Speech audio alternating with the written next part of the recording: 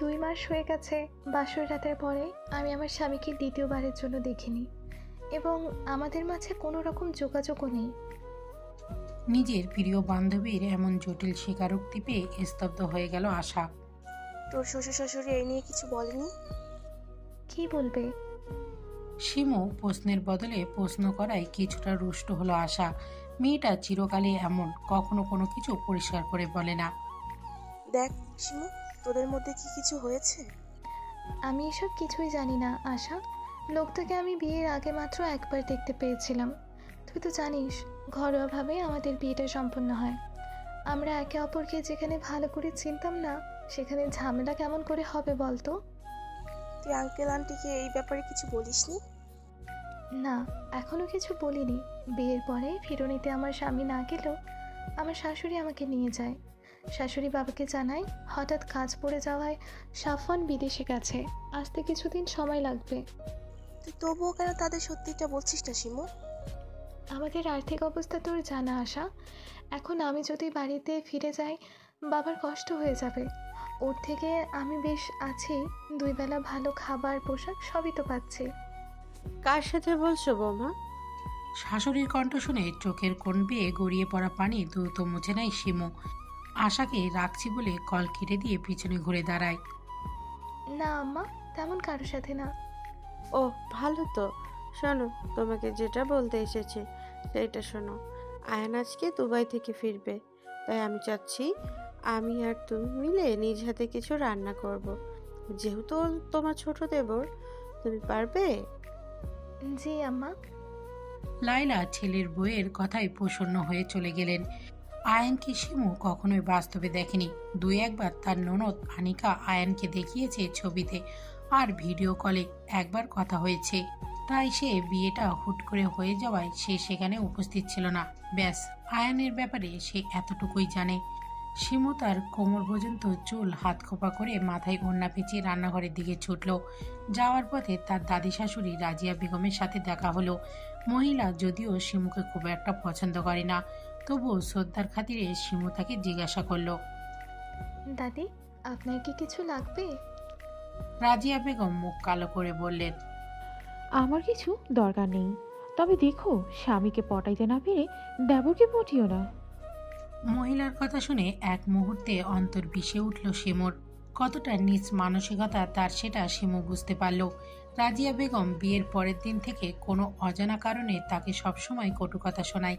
নিজের কষ্টকে নিজের বুকেই মাটি চাপা দিয়ে রান্নাঘরের দিকে ছুটল শিমু। শাশুড়ির হাতে হাতে কাজ করতে করতে প্রায় সন্ধে লেগে গেল তার। তাই কাজ শেষে ফ্রেশ হতে সে নিজের জন্য বরাদ্দ কক্ষে চলে গেল। সে প্রায় 30 মিনিট নিয়ে গোসল সেরে মাগরিবের নামাজ পড়ে কিছু বই পড়ছিল শিমু। ভাবি ভাবি, দ্রুত আমার সাথে নিচে চলো, দেখো কে এসেছে। আনিকার কথায় দ্রুত যায় নামাজ ভাঁজ করে আনিকার সাথে নিচে এলো শিমু। যদিও সে জানতো আজকে তার দেবর আসার কথা, কিন্তু দেবরের সাথে নিজের স্বামীকে দেখে ভীষণ অবাক হলো সে। অস্পষ্ট স্বরে বলল, সাফওয়ান। পরিস্থিতি অনেকটাই জটিল হয়ে উঠল চারিদিকে।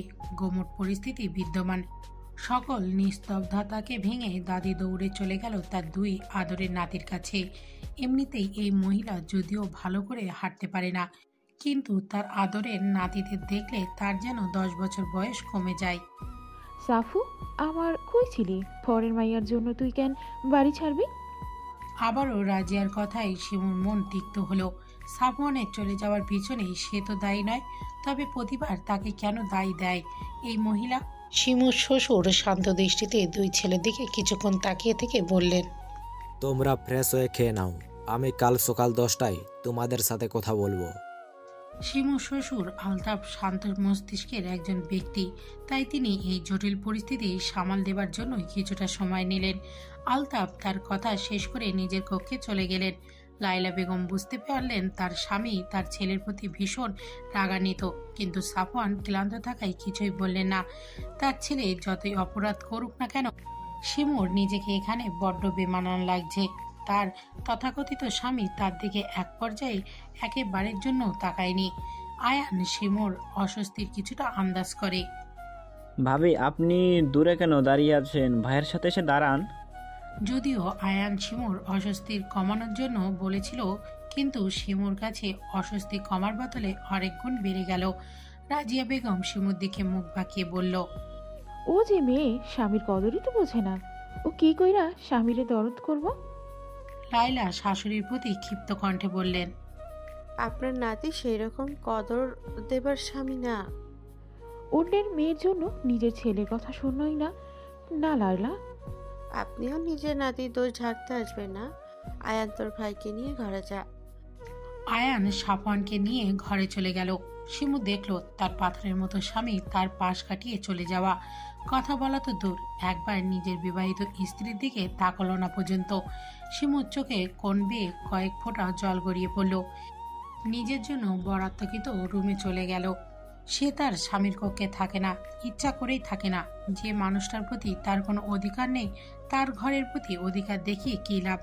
শিমু খাবারগুলো টেবিলে গুছিয়ে রেখে নিজের রুমে চলে গেল।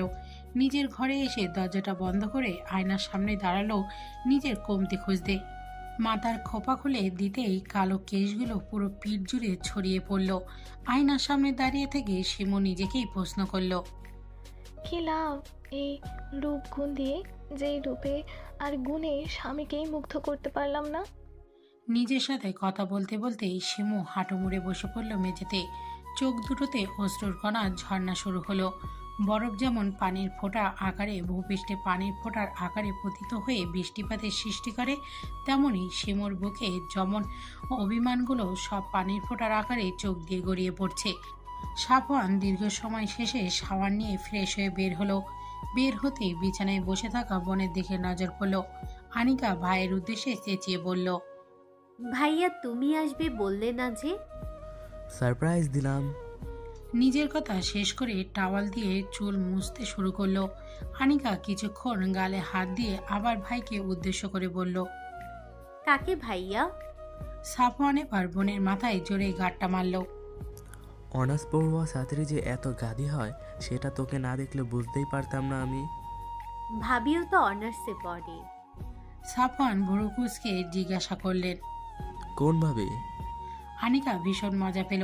সেও অনুরূপভাবে ভাইয়ের মাথায় গাঁটটা মেরে বলল, অফিসের বস যে এত বোকা হয় সেটা তো তোমাকে না দেখলে জানতেই পারতাম না। তুমি এত বড় গাধা যে নিজের বউ কোন ইয়ারে পড়ে সেটাই জানো না। নিজের বাক্য সম্পন্ন করে আনিকা দ্রুত ভাইয়ের কক্ষ ত্যাগ করলো। সাফওয়ান এবার হাতের টাওয়ালটা নামিয়ে টি টেবিলের উপর রাখলো। মনে মনে কিছু একটা ভেবে মুচকে হাসি দিল একবার। একটা দীর্ঘ রাত কেটে গিয়ে নতুন একটি সকাল হলো। সেই সকাল কারোর জন্য সুখ আনন্দ বয়ে আনে, আবার কারোর জন্য আনে বিষাদ আর মর্মপীড়া। সকালে উঠে নির্দিষ্ট সময়ে সালাত আদায় করে নিজের কাজে লেগে পড়লেন শিমু। সঙ্গে বাড়ির কাজের বুয়া রহিমা খালা আর শাশুড়ি লায়লা বেগমও আছেন। লাহেলা আর রাহিমা গল্পে মশগুল হয়ে আছে। শিমু টুকটাক তাদের কথা শুনছে আর কাজ করছে। হঠাৎ অপ্রত্যাশিতভাবে রান্নাঘরে আগমন হয় রাজিয়া বেগমে। শিমু এই বাড়িতে বউ হয়ে আসার পরে রান্নাঘরে এই মহিলাকে বলতে গেলে আসতেই দেখেনি। কারণ শিমু যতটুকু জানে রাজিয়া বেগমের আগুনের তাপ মোটেও সহ্য করতে পারেন না, তার নাকি মাথা ব্যথা করে।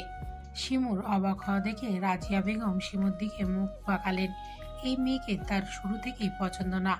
কত ইচ্ছা ছিল নাতির জন্য নিজের পছন্দ মতো স্মার্ট একটা মেয়েকে নাতি বউ করে আনবে, কিন্তু এই মেয়ে তার উল্টো ধার্মিক এবং সাদামাটা প্রকৃতির একটা মেয়ে। রাজিয়া বেগম শিমুকে ঠেলে সরিয়ে দেখলো কি কি রান্না হচ্ছে। মোটামুটি 4-5 পদ তৈরি হয়েছে, তবুও সে প্রসন্ন হল না। লায়লা, আরো 2-1 বার পদ করা তো। আমার নাতিদের এই কটা পদ দিয়ে কি আর খাওয়া হবে? শিমুও যদিও কিছু মুখে বলতে পারল না। মনে মনে সে ভীষণ ক্ষুব্ধ হলো। মুখে বলা খুবই সহজ, কিন্তু রান্না ঠিক করা ততটাই কষ্টকর। মনে হয় না মা ছেলেরা সকালে এত খাবার খাবে। ছেলের বইয়ের কথায় রাজিয়া বেগম মুখ কালো করে রান্নাঘর থেকে বের হয়ে গেলেন। মনে মনে ভাবলেন, নিজের ছেলেকে তো হাত করতে পারলেন না, কিন্তু নিজের নাতিকে হাত করে ঠিকই এদের শায়েস্তা করবেন। খাবার টেবিলে সব খাবার গুছিয়ে রাখছিল শিমু আর রহিমা। লায়লা বেগম রুমে গেছেন ফ্রেশ হতে। এরই মাঝে বাড়ির সবাই এক একে খাবার টেবিলে এসে বসতে শুরু করলো। আনিকা চোখ ডলতে ডলতে খাবার টেবিলে এসে বসলো। কিন্তু খাবারের দিকে তাকাতেই তার চোখের থেকে সমস্ত ঘুম উড়ে গেল। ভীষণ খুশি হয়ে খাবারে হাত দিতে যাবে অমনি আয়ান এসে বোনের হাতে চাটি মারল। আয়ানের এহেন কাজে প্রচন্ড বিরক্ত হলো আনিকা। তুই দেখিস তোর বউকে আমি কোনো বেলায় শান্তিতে খেতে দিব না। আমার বউ কি তোরটা খাবে নাকি আমারটা? আমি কি তোরটা খাই না বাবারটা? যারটাই খাস মুটিয়ে যাচ্ছিস দেখছিস না? আমি মুটিয়ে যাচ্ছি এত বড় কথা বলতে পারলি তুই? এই থামবি তোরা? বাবার কণ্ঠ পেয়ে দুই ভাই বোন একেবারে চুপ হয়ে গেল, কিন্তু একে অপরের চোখ দিয়ে শাসাতে মোটেও ভুলল না। শিমু এদের দুই ভাই বোনের দুষ্টু মিষ্টির ঝগড়া দেখে নিজের বোনেদের কথা চিন্তা করলো। শিমুরা 4 বোন। শিমু বড় বোন বিয়ে হয়েছে 5 বছর আগে। অভাবের সংসার হয় তার বাবা খুব দ্রুতই তার বড় বোনকে বিয়ে দিয়ে দেন। আর তার ছোট দুজন যমজ আছে, যাদেরকে জন্ম দিতে গিয়ে তার মা পৃথিবীর মায়া ত্যাগ করে চলে যান। শিমু অনুভব করলো ওর নিজের বোনেদের কথা মনে পড়ছে। এই মেয়ে দাঁড়িয়ে না থেকে আমাদের খেতে দিবে তো নাকি নাকি না খেয়ে বসে থাকতে হবে? রাজিয়া বেগমের কথায় হুঁশ ফিরল শিমুর। ইতিমধ্যেই শাশুড়ি বাদে টেবিলে সবাই উপস্থিত। শিমু একা একে সবার প্লেটে খাবার বাড়ছিল। নিজের স্বামীর প্লেটে বাড়তে গিয়ে হাত থেমে গেল। অদৃশ্য জড়তা তাকে আঁকড়ে ধরল। সাফওয়ান শিমুর হাতের দিকে তাকিয়ে রইল কিছুক্ষণ, কিন্তু মুখে টু শব্দটিও করল না। রাজিয়া বেগম বিরক্তি হলেন ভীষণ। শিমুর হাত থেকে খাবারের চামচ কেড়ে নিয়ে নিজেই বেড়ে দিল প্রাণপ্রিয় নাতিকে। প্রথমবার রাজিয়ার কাজটাকে মনে মনে ভালো লাগলো শিমুর। সিমু, তোমায় খাবার সার্ভ করতে হবে না, তুমিও আমাদের সঙ্গেই বসো। আব্বু আম্মা আসুক, আমরা একসাথে খেতে বসবো। আলতাপার কিছু বললেন না। নিজের খাওয়া শেষ করে দুই ছেলেকে তার কক্ষে যেতে বলে নিজের কক্ষে প্রস্থান করলেন। শিমু নিজের কক্ষে বসেছিল। প্রয়োজন ছাড়া সে খুব একটা নিজের কক্ষের বাইরে যায় না। আসবো ভাবি? শিমু দরজার দিকে তাকিয়ে দেখলো আনিকা এসেছে। মেয়েটা খুবই মিষ্টি স্বভাবের, ব্যবহারও খুব সুন্দর। এই বাড়িতে আসার পর মেয়েটা তাকে যতবার ডাক দেয় ততবারই তার মধ্যে ভালো লাগা কাজ করে। মেয়েটা তার 1 বছরের জুনিয়র, কিন্তু ভালোবাসা আর সম্মান এই মেয়েটার থেকেই সবচেয়ে বেশি পেয়েছে সে। আসো না, আমার ঘরে আসতে তোমার কোনো অনুমতি নিতে হবে না। তবু ভাবি, অনুমতি ব্যতীত কারোর রুমে আসা ঠিক না। ওকে ওকে, তোমার যেটা ভালো লাগে তুমি সেটাই করবে। আনিকা শিমুর পাশে গিয়ে বসলো। জানো ভাবি, এই বাড়িতে তুমি আসার আগে আমার কোনো গল্প করার মানুষ ছিল না, কিন্তু তুমি আসার পরে আমি আমার মনের কথাগুলো কোনো সংকোচ ছাড়াই বলতে পারি। তো গল্প বুড়ি, আজকে কি নিয়ে গল্প করবেন আপনি? সাফওয়ান ভাইয়াকে নিয়ে শুনবে তুমি। শিমুর হাসি মাখা মুখটা এক মুহূর্তেই মলিন হয়ে গেল। এই লোকটা তার মনের কোণে শুধু ঘৃণায় সৃষ্টি করেছে। তার জানা মতে কোনো আদর্শবান পুরুষই বিয়ে করে বউকে একা ফেলে চলে যাবে না। এর ফলে সেই মেয়েটাকে কতটা কষ্ট পোহাতে হয় সেটা শুধু সেই জানে। শিমুর থেকে কোনো উত্তর না পেয়ে আনিকা বুঝতে পারল সে ভুল জায়গায় ভুল কথা বলে ফেলেছে। যেটা করা তার মোটেও ঠিক হয়নি। তাই সে নিজের কথাকে অন্যদিকে ঘোরালো। সাফওয়ান ডাইনিং রুমে সোফায় কোলের উপর ল্যাপটপ নিয়ে বসেছিল। লায়লা নিজের ছেলের পাশে গিয়ে বসলেন। সে সাফওয়ানকে এখনো বুঝতে পারে না। চেনা ছেলেটা কেমন অচেনা হয়ে গেছে। সকালে আলতাফ নিজের ছেলেদের সাথে প্রায় 2 ঘন্টা কথা বলেছেন। কি বলেছেন তার কিছুই লায়লা জানে না। তবে যতটুকু জানে তার ছেলে একটা মেয়ের প্রতি অন্যায় করেছে। মেয়েটাকে নিজে পছন্দ করে নিজের ছেলের বউ করেছিল সে। কত আশা নিয়ে মেয়েটাকে নিয়ে এসেছিল এই বাড়িতে, কিন্তু কি পাচ্ছে মেয়েটা? মাকে লক্ষ্য করে নিজের কোলে থাকা ল্যাপটপটা বন্ধ করলো সাফওয়ান। মা কি নিয়ে কথা বলবে সাফওয়ান তার কিছুটা আন্দাজ করতে পারলো। কোনো কিছু না বলেই মায়ের কোলে টান টান করে শুয়ে পড়ল। ছেলের আচমকা কোলে শুয়ে পড়ার কিছুটা বিস্ময় হলো লায়লা। কিছু বলতেই যাবেন তার মাঝেই সাফওয়ান মায়ের কাছে একটা আবদার করলো। মা, একটু আমার মাথায় হাত বুলিয়ে দাও না। ছেলের আবদার লায়লা বেগম ফেলতে পারলেন না। কিছুক্ষণ পিনপতন নীরবতা চলল মা ছেলের মাঝে। নীরবতা ভেঙে সাফওয়ান বলতে শুরু করলো। মা, আমি দুঃখিত, নিজের ভালো মন্দ এখনো আমি বুঝতে পারিনি। নিজে তাড়াহুড়া নেওয়া ভুল সিদ্ধান্তকে সবসময় ঠিক মনে করেছি। নিজের মায়ের কথা অবজ্ঞা ও স্ত্রীকে অবহেলা করেছি। মা, আমি বুঝতে পেরেছি আমার করা চরম অন্যায়।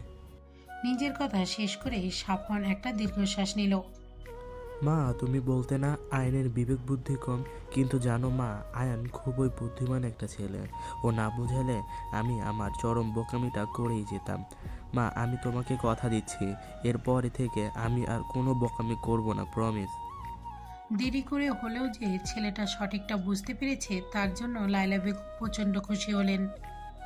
আমারও কিছুটা ভুল আছে, আমারও উচিত হয়নি তোমাকে বিয়ের জন্য ফোর্স করা, কিন্তু আমিও নিরুপায়। নিজের ছেলের ভালোর জন্য আমি স্বার্থপর হয়েছিলাম। বাবা, অতীত সবারই থাকে, কারো ভালো কারো আবার খারাপ। আমি চাই তুমি তোমার এই পুরনো জরাজীর্ণ জীবন থেকে পেছনে ফেলে বর্তমান জীবনকে সুন্দর করে তোলো। ভাইয়া, এটা কিন্তু ঠিক না। তুমি বউয়ের কোল ও দখল করবে, আবার মায়ের কোলও দখল করবে, আর আমি এগুলো তাকিয়ে তাকিয়ে দেখব? আমার নয় বউয়ের আদরের বয়স হয়নি, কিন্তু মায়ের আদরের বয়স তো আছে, তাই নয় কি? আয়ানের কথা শুনে সাফওয়ান মায়ের কোল থেকে উঠে আয়ানের কান ধরল। তোর এই ঠোঁট কাটা স্বভাব কবে যাবে বলতো? বউ এনে দিলেই চলে যাবে। কি বললি? না মানে আর করব না, সরি। দুই ছেলের কাণ্ড দেখে লায়লা উচ্চ শব্দে হেসে দিলেন। কে বলবে এরা বড় হয়েছে? জীবন বড্ড ভয়ঙ্কর, নাটকের চেয়েও নাটকীয়, ভাবনার চেয়েও অভাবনীয়। সময়ের পরিক্রমায় কালো ছায়ার মোড়া, কিছুটা আশা আর কিছুটা ভ্রম। জীবনের সংজ্ঞা কোনো ব্যক্তি নির্দিষ্টভাবে নিতে পারে না, কারণ এটি অসমাপ্তরাল পথের বাঁকের মতো। তাই জীবনের সমীকরণকে সহজ ভাবা অন্যায়। রাতের আকাশ জুড়ে তারা মিটমিট করে জ্বলছে, অপরূপ সৌন্দর্য ছড়াচ্ছে পুরো পৃথিবী জুড়ে। ছাদে দাঁড়িয়ে থাকা এক তরুণী নিজের ছোট্ট জীবনের জটিল সব সমীকরণ মেলাতে ব্যস্ত, কিন্তু বেলা শেষে সে হতাশ। রাতের শীতল পরিবেশ অনুভব করার জন্য সাফওয়ান আর আয়ান ছাদে এসেছিল। হঠাৎ তাদের দুজনের চোখ পড়ল সাদা ওড়নায় মাথায় মোড়ানো এক নারী অবয়ের দিকে। আয়ানকে হতে পারে বুঝতে পেরে নিঃশব্দে ছাদ থেকে প্রস্থান করে।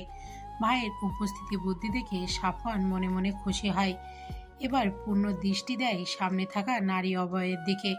সেই নারী নিজের ভাবনা নিয়ে এতই বেশি বিভোর যে ছাদে সে ব্যতীত যে অন্য কেউ উপস্থিত আছে সে সম্পর্কে তার কোনো ধারণা নেই।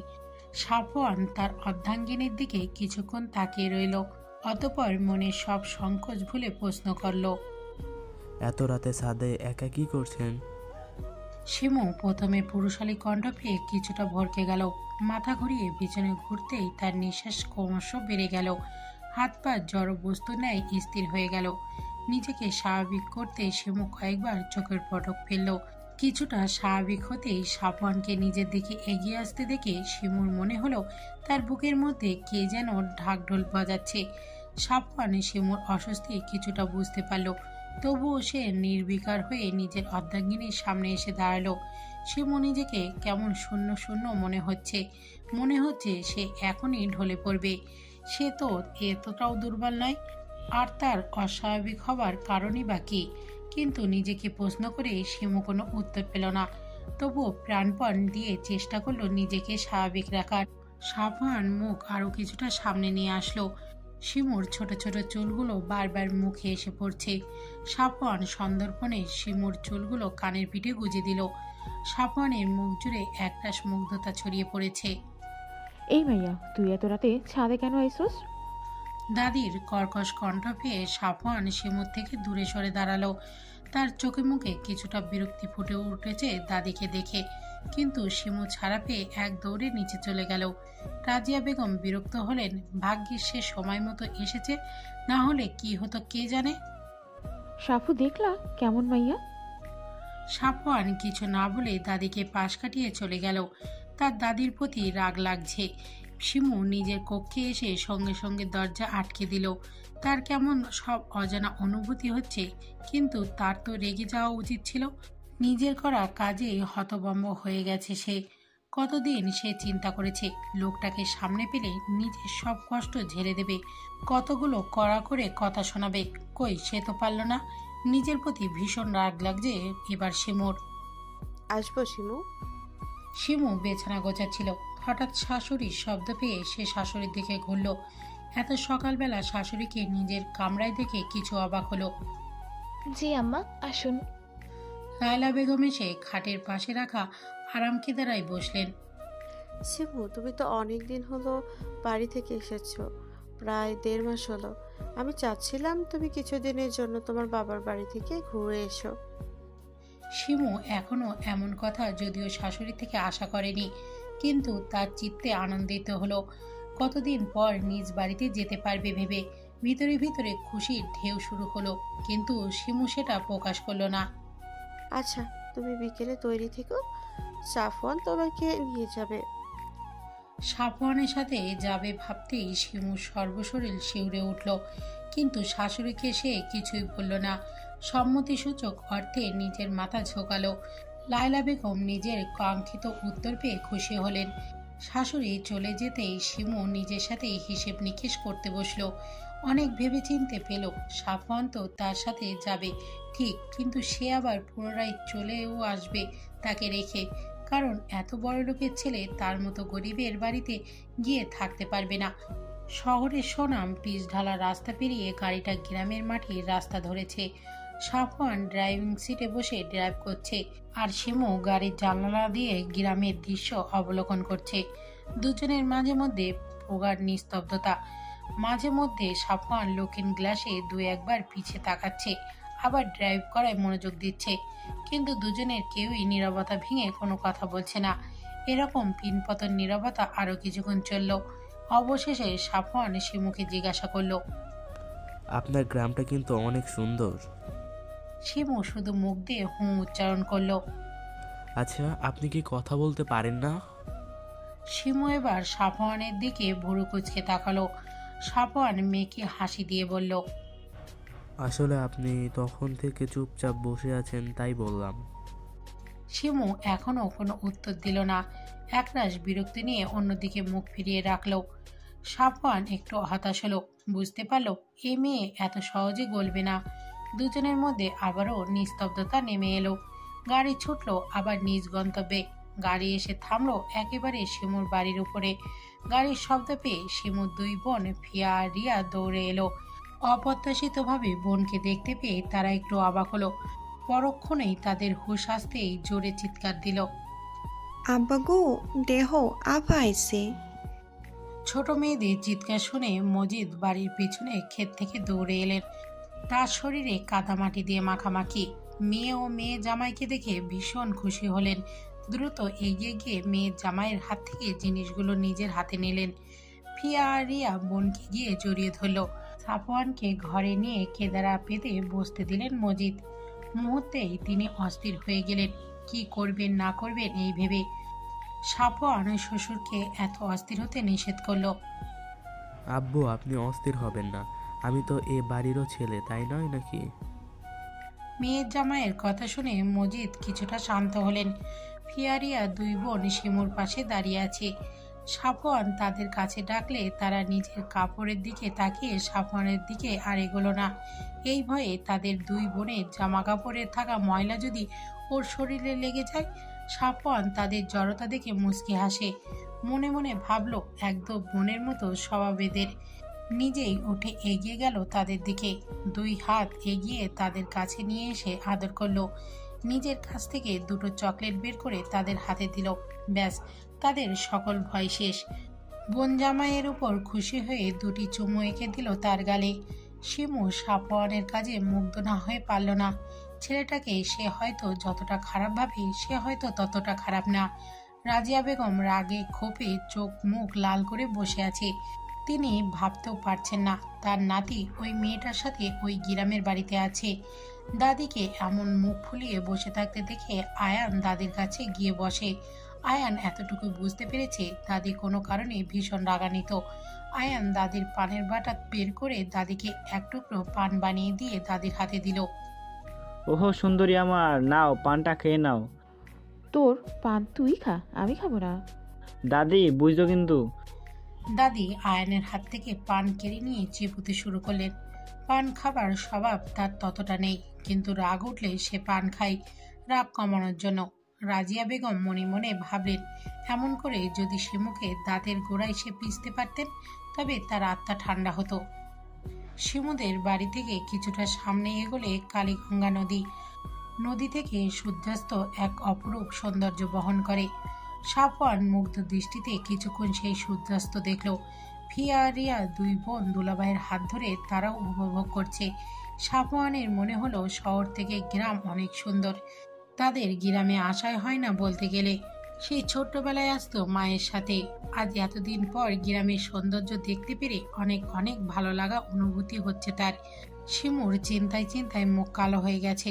সাফওয়ানের তো চলে যাওয়ার কথা ছিল, কিন্তু সে তো গেল না। এখন তাদের এক ঘরে থাকতে হবে। লোকটা তো তেমন একটা ভালো নয়। যদি তার কাছে আসতে চায় তবে সে কি করবে? সে কি চেঁচাবে? না, এটা করা যাবে না। নিজের সাথে বোঝাপড়া করে কোনো উত্তর পেল না শিমু, তাই হতাশ হয়ে বসে রইল। ইতিমধ্যেই শ্বশুরের সাথে কথা শেষ করে বইয়ের ঘরে ঢুকলো সাফওয়ান। ভিতরে এসেই নজর পড়ল এক ভাবুক রমণীর দিকে।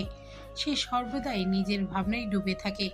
ভাগ্যিস মা তাকে এই বাড়িতে আসার বুদ্ধিটা দিল, না হলে এই বইয়ের এত কাছাকাছি আসা যেত না। সাফওয়ান গলা খাকারি দিল। সাফওয়ানের শব্দ পেয়ে শিমু শটানভাবে দাঁড়িয়ে গেল। সাফওয়ানে শিমুর কাণ্ড দেখে মুচকি মুচকি হাসছে। শিমু সেটা খেয়াল করে আরো অস্বস্তিতে পড়ে গেল। মনে মনে সিদ্ধান্ত নিল কাছে আসতে চাইলে কড়াকড়ি কিছু কথা শুনিয়ে দেবে। আপনি কি কিছু নিয়ে চিন্তিত? শিমুর সাথে সাথে কথা নাকচ করে বলল, না না, আমি চিন্তিত নই। আপনি কাছে আসতে চাইলে কি আমি আসতে দিব নাকি? নিজের কথা শেষ করে শিমু ঠোঁট কামড়ে ধরল। মনে মনে ভাবলো এটা কি বলে ফেললো সে।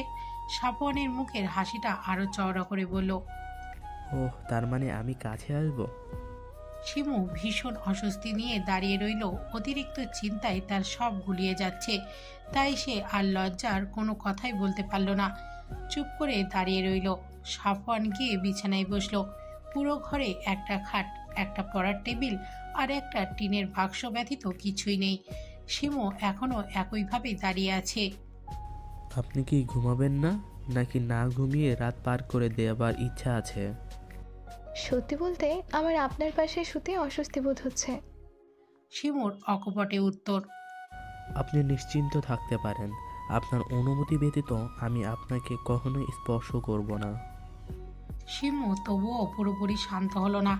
সাফওয়ান শিমুর অস্বস্তি বুঝতে পেরে বিছানার দিকে একবার তাকালো। বিছানায় একটা কাঁথা আর দুইটা বালিশ। সাফওয়ান বিছানার মাঝ বরাবর কাঁথা ভাঁজ করে লম্বা করে বিছিয়ে বিছানা দুভাগ করলো। আপনি এক পাশে থাকবেন, আমি এক পাশে থাকব। আশা করি আপনার কোনো অস্বস্তি হবে না। অতঃপর সাফওয়ান নিজের পাশে গিয়ে শুয়ে পড়ল। শিমু কিছুক্ষণ তাকিয়ে থেকে সেও নিজের পাশে এক কোণে গিয়ে শুয়ে পড়ল। সাফওয়ান হঠাৎ চোখ খুলে বলে উঠল, আমি অতিক্রম করব না, কিন্তু আপনি চাইলে আসতে পারেন আমার পাশে, আমি কিছু মনে করব না। শিমু মনে মনে সাফওয়ানকে বেয়াদব বলে গালি দিল। তারপর ক্লান্ত থাকায় চোখ বন্ধ করতে গভীর ঘুমে তলিয়ে গেল। সাফওয়ান কিছুক্ষণ ঘুমের অভিনয় করে শুয়েছিল। শিমু ঘুমিয়েছে বুঝতে পেরে সাফওয়ান চোখ মেলল। মেয়েটা তার দিকে পিঠ করে শুয়ে আছে। সাফওয়ান আস্তে করে বিছানা ছেড়ে উঠল। শিমু যে পাশ করে শুয়েছিল ঠিক সেই পাশে গিয়ে দাঁড়ালো। শিমু গভীর ঘুমে তলিয়ে থাকায় সে বুঝতে পারল না তার দিকে কে গভীরভাবে তাকিয়ে আছে। সাফওয়ান শিমুর ঘুমের সুযোগ নিয়ে মুগ্ধ চোখে তাকিয়ে রইল। নিজের করা ভুলগুলো চরমভাবে অনুভব করলো। আজকে তাদের সম্পর্ক সাধারণ স্বামী স্ত্রীর মতোই হতে পারত, কিন্তু সে তো নিজের রাগ ক্ষোভকে প্রাধান্য দিয়ে চলে গিয়েছিল। কোনো মেয়েই চাইবে না তার স্বামী তাকে বিয়ের পরে একা ফেলে চলে যাক। মেয়েটার সাথে এতটুকু সময় থেকে সে যতটুকু বুঝতে পেরেছে, মেয়েটা ভীষণ চাপা স্বভাবের। বুক ফাটবে কিন্তু মুখ ফুটবে না। সাফওয়ানের খুব ইচ্ছে করলো নিজের হাত দিয়ে শিমুর গালে স্পর্শ করার, কিন্তু পরক্ষণেই নিজের করা ওয়াদার কথা মনে করে হাত সরিয়ে নিল। সব যখন সেই শুরু করেছে তখন সেই শিমুর ভালোবাসা জয় করে নেবে, এতে যতই তারে কাঠখড় পোড়াতে হোক না কেন তাকে। সকালের আজানের আওয়াজ পেয়ে ঘুম ছুটে গেল শিমুর। নিজের দিকে তাকাতেই অবাক হলো, তার শরীরে কাঁথা দিয়ে জড়ানো। সাফওয়ান নিজের নির্দিষ্ট জায়গায় ঘুমিয়ে আছে। নিজের স্বামীর দিকে একবার গভীর দৃষ্টিতে তাকালো শিমু। ফর্সা মুখে কালো কালো ছোট্ট ছোট্ট চাপদাড়িতে ভীষণ সুন্দর লাগছে ছেলেটাকে। কিছুক্ষণ সাফওয়ানের মুখের দিকে তাকিয়ে থেকে কি করছিল বুঝতে পেরে নিজেকে গালি দিতে দিতে অজু করতে ঘর থেকে বেরিয়ে গেল। টিনের ফাঁক দিয়ে রোদের আলো এসে পড়ছিল সাফওয়ানের উপর। সেই আলোতে সাফওয়ানের ঘুম ভেঙে গেল। সাফওয়ান আশেপাশে তাকালো একবার, শিমু ঘরে নেই। সাফওয়ান বিছানা থেকে উঠে ঘর থেকে বাইরে বের হলো। তার ছোট্ট দুই শালিকা হাতে বল নিয়ে দৌড়াদৌড়ি করছে। শিমু রান্না করছে রান্নাঘরে, আর ওর শ্বশুর এটা ওটা এগিয়ে দিচ্ছে। সাফওয়ান অনুভব করলো তার শাশুড়ি থাকলে হয়তো তার আদরটা আরো কয়েক গুণ বেড়ে যেত। সাফওয়ান শালিকাদের কাছে গেল। ফিয়ারিয়া সাফওয়ানকে কাছে পেয়ে বায়না করলো তাদের সাথে বল খেলতে। সাফওয়ান তাদের অনুরোধ ফেলতে পারল না। তাদের সাথে খেলতে খেলতে বলটা একটু ঝোপের আড়ালে চলে গেল। ফিয়ারিয়া আনতে যেতে চাইলে সাফওয়ান তাদের রেখে নিজে বল আনতে গেল। ঝোপঝাড়ের নিচে নিচু হয়ে বল আনতে গিয়ে ভুলবশত ঝোপের কাঁটার পরনে শার্ট ভেদ করে পিঠে ঢুকে গেল। ব্যথায় মুখ থেকে আশব্দ বের হয়ে আসলো সাফওয়ানের। তবুও কষ্ট করে বলটা উদ্ধার করে শালিকাদের হাতে ধরিয়ে দিল। রিহা রক্ত দেখে ভয় পেয়ে চিৎকার করে উঠল। দুলাভাই, রক্ত! রিহার চিৎকার শুনে শিমু দৌড়ে এলো। দেখলো সাফওয়ানের পিঠ থেকে শার্ট ভেদ করে রক্ত বেরোচ্ছে। শিমু দ্রুত এগিয়ে গেল সাফওয়ানের দিকে। শার্টটা খুলেন। আমার তেমন ইনজুরি হয় নাই তো। চুপ করুন তো, আপনি কি কোনোভাবেই শার্ট খুলতে লজ্জা পাচ্ছেন নাকি? সাফওয়ান ভাবলো সে কি মেয়ে নাকি লজ্জা পাবে। সাফওয়ান এক টানে শার্ট খুলে ফেললো। শিমু দেখলো এক জায়গায় কাটা ফুটে গেছে, আরেকটা জায়গায় বেশ অনেকটা আঁচড় লেগেছে। শিমু দ্রুত কাটা টান দিয়ে বের করলো। সাফওয়ান ব্যথায় চোখ মুখ কুঁচকে নিল। অতঃপর শিমু কাটা জায়গায় পরিষ্কার করে মলম লাগিয়ে দিল। আপনি ঝোপঝাড়ের ভেতরে কেন গেছিলেন? দেখতেই তো পাচ্ছ ওখানে বেলের কাঁটা আর খেজুরের কাঁটা রাখা। সাফওয়ান চোখ বড় করে তাকালো। বেলের কাঁটা আর খেজুরের কাঁটার ভয়াবহতার কথা শুনেছে সে, আজকে প্রত্যক্ষ দর্শনীয় হলো। শিমু এবার সাফওয়ানের উন্মুক্ত বুকের দিকে নজর গেল। শার্টলেস বুকে বলতে গেলে তেমন একটা লোম নেই, বেশ আকর্ষণীয় লাগছে দেখতে। শিমু অন্যদিকে ঘুরে ঢোক গেল, মনে মনে বলল, লোকটা কি জিম করে নাকি? সাফওয়ান শিমুর চোখ ঘুরিয়ে নেওয়া দেখে মনে মনে হাসলো। ভাবলো, বউ যদি এত আদর করে মেডিসিন লাগিয়ে দেয় তবে একটু একটু ব্যথাতে কিছুই মনে হয় না। ফিয়ারিয়া অসহায়ের মতো বোন জামাইয়ের দিকে তাকিয়ে আছে। এই ভেবে তাদের কারণে তাদের দুলাভাইকে এত কষ্ট পোহাতে হচ্ছে। মানুষ সামাজিক জীব, মানুষ একাকী জীবনযাপন করতে পারে না। তার জন্য গড়ে ওঠে পরিবার। পরিবারের মানুষগুলো একে অপরের সাথে গভীর বন্ধনে আবদ্ধ থাকে, কিন্তু সেই বাঁধন ছেদ করে মেয়েদের চলে যেতে হয় শ্বশুরবাড়ি। এক মুহূর্তেই পর হয়ে যায় নিজের পরিবার, আর শুরু হয় অন্য পরিবারের সাথে মানিয়ে চলা। এই জটিল সময়টাতে প্রত্যেকটা মেয়ের সাথে তার স্বামীর ভালোবাসাটা থাকা প্রয়োজনীয়। গাড়িতে চুপ করে মন খারাপ করে বসে আছে শিমু। ভেবেছিল এতদিন পর বাড়িতে এসেছে, কিছুদিন থাকতে পারবে, কিন্তু আফসোস সেটা আর হলো না। সকালে আয়ান ফোন করেছিল, বলল দাদি নাকি বাথরুমে পড়ে গিয়েছে, যার ফলে পায়ে ভীষণ ব্যথা পেয়েছে। সাফওয়ানকে বারবার নাকি দেখতে চেয়েছে, তাই এত তাড়াহুড়ো করে চলে আসা। শিমু ইচ্ছা করছিল না বাবা আর ছোট বোন দুটোকে ফেলে আসতে। বাবা একাকী এই বয়সে থাকাটা অনেক কষ্টের। তারপরে তার ছোট দুই বোনও মায়ের আদর থেকে বঞ্চিত। কত বলেছে বাবাকে, বাবা আরেকটা বিয়ে করো, কিন্তু বাবা মানতে নারাজ। কালকে রাতে সাফওয়ানও কথায় কথায় বলছিল, আব্বু আপনার একজন সঙ্গীর প্রয়োজন, রিহার ও একটা মা প্রয়োজন। মুজিদ একগাল হাসি দিয়ে বলেছিল, বাবা, ভালোবাসার মানুষটার জায়গা তার জন্য একান্তই তোলা থাকে। তুমি যদি তাকে গভীরভাবে ভালোবাসো, তার অনুপস্থিতিতেও তোমার কখনো একা মনে হবে না, মনে হবে সে তোমার আশেপাশে আছে। আর রিহার কথা বলছো, ওদের জন্য আমি মা আনতেই পারি, কিন্তু সেই মা যে ওদেরকে ভালোবাসবে তার কি গ্যারান্টি আছে? আর আমার কোনো সঙ্গিনীর প্রয়োজন নেই। এক জীবনে যার সঙ্গ পেয়েছি তাকে ভেবে ভেবেই চলে যাবে আমার। সাফওয়ান মুগ্ধ হয়ে শোনে তার শ্বশুরের কথা।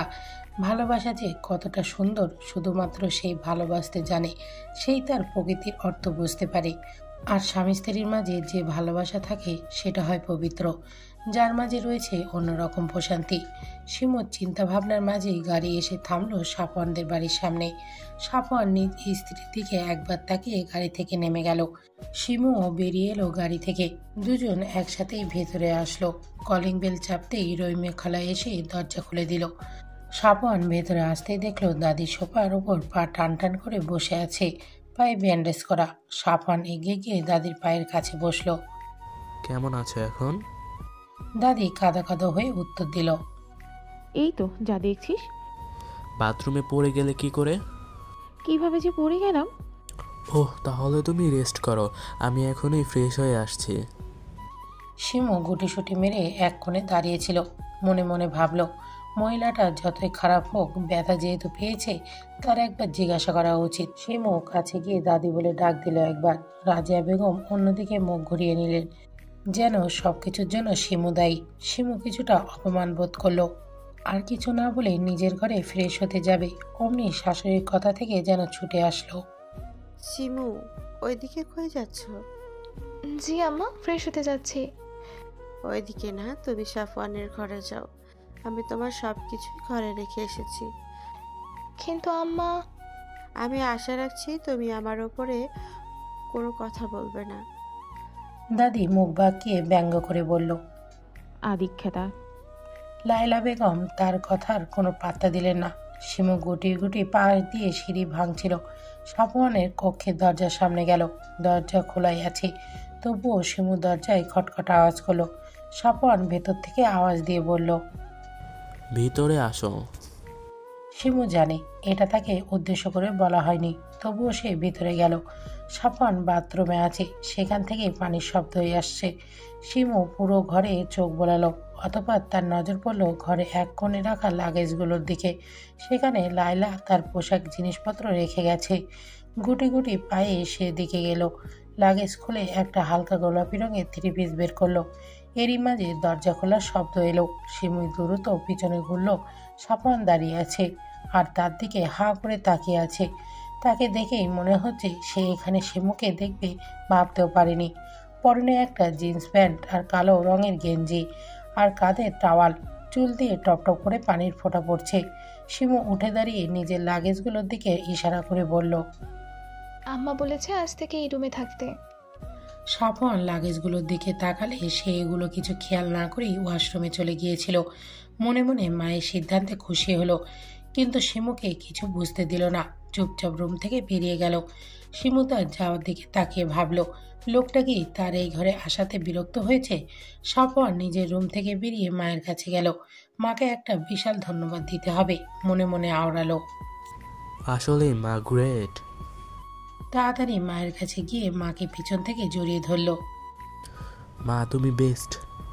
ধন্যবাদ, যদি কাউকে দেওয়ার থাকে আমাকে দে ব্রো। সাফওয়ান আয়ানের দিকে ভুরু কুচকে তাকালো।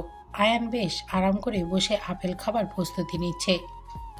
কেন তোকে দিব? আমাকে দিবি না তো কাকে দিবি? আমি তো বুদ্ধিটা মাকে দিলাম।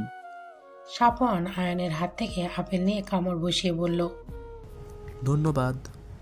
আমি শুধু ধন্যবাদ নিব না। বল কি লাগবে তোর? কানে কানে বলি। আচ্ছা। আমার না বউ লাগবে। সাফওয়ান আয়ানের পিঠে জোরে করে থাপ্পড় বসিয়ে দিল।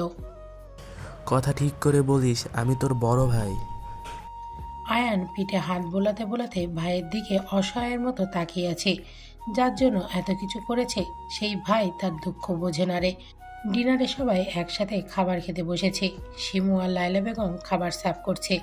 আলতাফ গম্ভীর কণ্ঠে বলে উঠলেন, সাফওয়ান, তুমি ঢাকায় ফিরছো কবে? আব্বু ফিরবো 3 তারিখে। ও, তার মানে 2 দিন আছো? জি। আলতাফ এবার আরো গম্ভীর কণ্ঠে বললেন, তাহলে তোমার তো সেখানে একা সব কিছু করতে কষ্ট হয়, তুমি বরং বৌমাকে নিয়ে যাও। রাজিয়া বেগম খাবার রেখে আলতাফের দিকে বড় বড় চোখ করে তাকালেন। কি বলছিস তুই? আলতাফ শিমু চলে গেলে বৌমার কষ্ট হবে তো। আলতাফ মায়ের দিকে ভুরু কুচকে তাকিয়ে বললেন, মা, লাইলার জন্য রহিমা আর অনিকা আছে, কিন্তু সাফওয়ান সেখানে একা থাকে, তাই শিমু গেলে সাফওয়ানেরই ভালো হবে। লায়লা মনে মনে খুশি হলেন স্বামীর সিদ্ধান্তে। তার ছেলে আর ছেলের বউয়ের মধ্যকার সম্পর্ক ঠিক করার জন্য তাদের একত্রে থাকা প্রয়োজন। সবাই খুশি হলেও রাজিয়া বেগম মুখ ভার করে বসে রইলেন। আয়ান আনিকা দাদির দিকে তাকিয়ে মিটিমিটি হাসছে। আনিকা আয়ানের কানে কানে বলল, ভাইয়া ভালো হয়েছে, কিন্তু বুড়ির বেশ শিক্ষা হয়েছে। আয়ান দাদির দিকে তাকিয়ে বলে উঠল, দাদি খাচ্ছ না কেন? আয়ানের কথা শুনে দাদি ভাতের লোকমা গালে নিয়ে চিবোতে শুরু করলো। আবারও ছেলের বউয়ের কাছে হেরে গেল। ছেলে নাতি কাউকেই আর নিজের বশে করা হলো না। এইসবের মাঝে শিমুর চোখ ছলছল করে দাঁড়িয়ে রইল। সবাই তাকে নিয়ে সিদ্ধান্ত নিল, কিন্তু তার কাছে থেকে জিজ্ঞাসা করার প্রয়োজন বোধ করলো না। সাফওয়ান খেতে খেতে শিমুর দিকে তাকালো। শিমুর অবস্থা দেখে বোঝা যাচ্ছে শিমু তার সাথে যেতে চায় না। শিমু সকল কাজ শেষ করে সাফওয়ানের রুমে নক করলো। সাফওয়ানের সাথে তার কথা বলা প্রয়োজন। সাফওয়ান ভেতরে আসতে বলায় সে ভেতরে ঢুকলো, কিন্তু রুমের ভেতরে ঢুকে ভীষণ অবাক হলো। সাফওয়ান নিজের পোশাক আলমারির এক পাশে রেখে দিচ্ছে। কৌতূহল নিয়ে শিমু জিজ্ঞাসা করলো, আপনি আপনার জিনিসগুলো একপাশে রেখেছেন কেন? সাফওয়ান কোনো প্রতিক্রিয়া না করে এবার শিমুর লাগেজগুলো ধরতে যাবে, অমনি শিমু দৌড়ে গিয়ে সাফওয়ানের হাত সরিয়ে দেয়। সাফওয়ান ভুরু কুঁচকে তাকায়। কি হলো, হাত সরালেন কেন? আপনি আমার লাগেজ ধরেছেন কেন? সাফওয়ান শিমুর থেকে লাগেজ নিয়ে বলল, পোশাক গুছিয়ে রাখবো। সহজ সাবলীল উত্তর নিয়ে সাফওয়ান লাগেজ নিয়ে যায়। শিমু আবার দৌড়ে গিয়ে আটকায়। আপনাকে রাখতে হবে না। কেন? কারণ আমার পোশাক আমি রাখবো। আমি রাখলে কি সমস্যা বলুন তো? শিমু ভীষণ বিরক্ত হলো, রাগ দেখিয়ে বলল, আপনি বুঝতে পারছেন না একটা মেয়ের লাগেজে আর তার কত প্রয়োজনীয় জিনিস থাকে? সাফওয়ান এবার বুঝতে পারলো, তবুও বউকে রাগানোর জন্য বলল, না, আমি কিভাবে বুঝবো? আমি কি মেয়ে নাকি? আপনি বলুন, আপনি সব বুঝে নিচ্ছেন।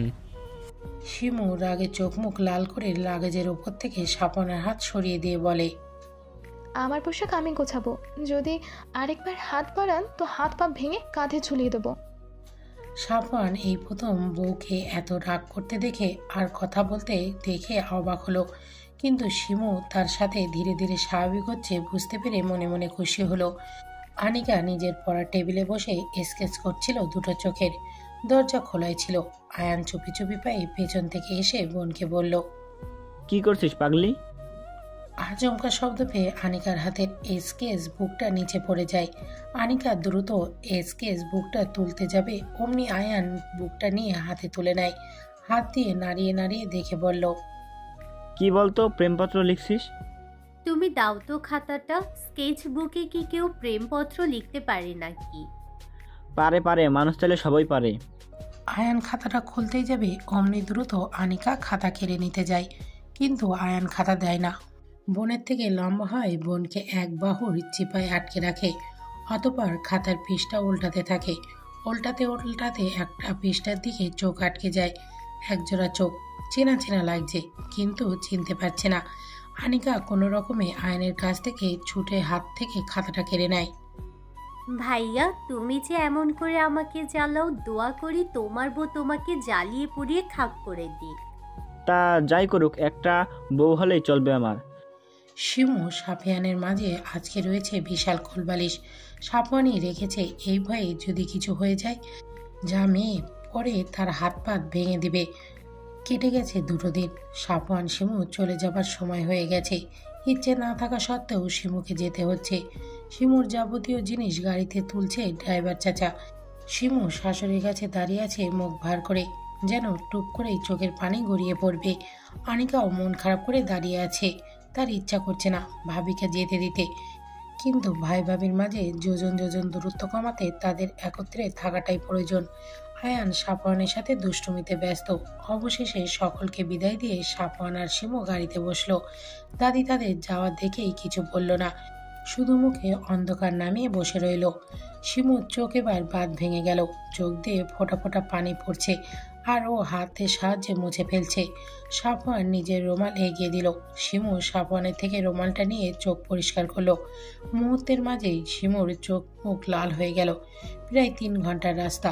আধা ঘন্টার মতো কান্না করে শিমু ঘুমিয়ে গেল। সাফওয়ান সন্দর্পণে শিমুর মাথা সাফওয়ানের কাঁধে রাখলো। মনে মনে ভাবল মেয়েটার কত রূপে দেখবে সে, কখনো রুদ্রাণী, কখনো কন্যাবতী, কখনো আবার শান্ত নদীর মতো গভীর। এই মেয়ের প্রেমে পড়ার মতো হাজারো কারণ আছে তার কাছে, তাই সে একটা কারণও মিস করবে না। সবগুলো কারণ দেখে তার প্রেমের পুকুরে হাবুডুবু খাবে। সাফওয়ানের মনে একটা ইচ্ছায় বারবার উকি দিচ্ছে, মন চাচ্ছে একবার মেয়েটার গালে নিজের ঠোঁট স্পষ্ট করাতে, কিন্তু মস্তিষ্ক বলছে না, এটা করো না, তার ওয়াদা ভঙ্গ হবে। মন মস্তিষ্কের সাথে লড়াই করে সে মস্তিষ্ককেই জিতিয়ে দিল। গভীরভাবে তাকিয়ে রইল নিজ স্ত্রীর দিকে। নেই চোখে পোনাই, যদি শিমু দেখত তবেই সাফওয়ানকে নির্বিঘ্নে আপন করে নিত। লায়লা বেগম রান্নাঘরে রহিমা খালার সাথে রান্না করছিলেন। হঠাৎ কলিং বেলের শব্দ হলো। তিনি দ্রুত গিয়ে দরজা খুলে দিতেই দেখল আয়মান তার পরিবার দাঁড়িয়ে আছে। এই সন্ধ্যাবেলায় তাদের আসার কারণ বুঝতে পারলেন না, তবুও ভদ্রতার খাতিরে ভেতরে আসতে বললেন। আমান সম্পর্কে আয়ানের বন্ধু, সে মাঝে মধ্যে এই বাড়িতে আসে, কিন্তু বাবা মাকে নিয়ে আসার কারণটা অস্পষ্ট, তাই তিনি তাদের হালকা নাস্তা দিয়ে ওপরে আয়ানকে ডাকতে চলে যান। আনিকার মন খারাপ দেখে আয়ান এটা সেটা বলে বোনকে খুশি করার চেষ্টা করছে। লায়লা আনিকার রুমে আয়ানকে দেখে বললেন, আয়ান, তোর বন্ধু এসেছে। আয়ান বিস্ময় নিয়ে বলল, এই সন্ধ্যাবেলায়? হ্যাঁ, আমান এসেছে পরিবার নিয়ে। আমানের নাম শুনে আনিকার হার্টবিট ফাস্ট হয়ে গেল। অস্পষ্ট স্বরে বলল, আমান পরিবার নিয়ে চলে এসেছে। আয়ানের বন্ধুর হঠাৎ পরিবার নিয়ে আগমনের কারণ বোধগম্য হলো না। দ্রুত নিচে গিয়ে আমানকে বলল, দোস্ত, তুই এই সন্ধ্যাবেলা কেন আসতে পারি না? আমানের শীতল কণ্ঠের উত্তর দিয়ে আশেপাশে চোখ বুলিয়ে আনিকাকে খুঁজল। না, কোথাও নেই। মেয়েটা তাকে পুড়িয়ে পুড়িয়ে শেষ করে দেবার প্ল্যানিং করেছে নাকি? আলতাপ এসে আমানের বাবা সিরাজের পাশে গিয়ে বসলেন। ভাই, এই অসময়ে আপনারা এখানে কোথাও যাচ্ছিলেন বুঝি? না ভাই, এখানেই এলাম। আলতাপের ভুরু কুঁচকে গেল। ভদ্রতা স্বরূপ মুখে হাসি ফুটিয়ে বলল, হঠাৎ এই পথে কি মনে করে? এখন রোজই আসতে হবে, সম্পর্ক দৃঢ় করতে এসেছি। আলতাপ বিচক্ষণ মানুষ, সিরাজের কথার মানে খুব দ্রুতই বুঝতে পারেন। আমানের দিকে একবার গভীরভাবে তাকালেন। আমান বারবার আনিকার রুমের দিকে তাকাচ্ছে, যা বোঝা তিনি বুঝে গেলেন। বাবা মায়ের একমাত্র ছেলে আমান। আমান ছেলেটা হিসেবে ভালোই, বর্তমানে সে একজন হার্ট সার্জন। সিরাজও নামকরা ব্যবসায়ী। সব মিলিয়ে তিনি অমাত করার সুযোগ পেলেন না, তাই মুখে একগাল হাসি ফুটিয়ে বললেন, লাইলা মাকে ডাকো আর মিষ্টি নিয়ে আসো। সিরাজও খুব খুশি হলেন। যদিও আমার ডায়াবেটিস আছে, তবে আজকের জন্য মিষ্টি খেলে কিছুই হবে না। আমানের মা কামিনী বেগম স্বামীর দিকে চোখ গরম করে তাকালেন। বইয়ের চোখ গরম দেখে সিরাজ মুখ ছোট করে বললেন, অল্প করেই খাবো। সিরাজের কথা শুনে উপস্থিত সবাই হেসে দেন। আয়ান বন্ধুর চোখের দিকে গভীরভাবে তাকায়, মনে মনে আওড়ায়, আমার বোনের সাথে শালা তুই এত কিছু করলি, আমি জানলামই না। আলতাফ সাহেব লায়লাকে বলল, লাইলা, তুমি একটু অনিকাকে নিয়ে আসো তো। আনিকার নাম শুনে আমানের চিত্ত পুলকিত হলো। আয়ান চুপচাপ বসে আমানের কাণ্ড দেখছে। কলেজ জীবনে একটা কথা মনে পড়ে গেল তার। তখন আয়ান আর আমান সবে ইন্টার ফার্স্ট ইয়ারে পড়ে। আমানকে যেই মেয়ে পছন্দ করে না কেন, আয়ান তাকে পটিয়ে নিত। এমনকি শায়লা নামে একটা মেয়েকে আমানের অনেক ভালো লেগেছিল। বন্ধুকে সে এই ব্যাপারে জানালে আয়ান সেই মেয়েটাকে নিজ দায়িত্বে নিজের প্রেমিকা বানিয়ে নেয়।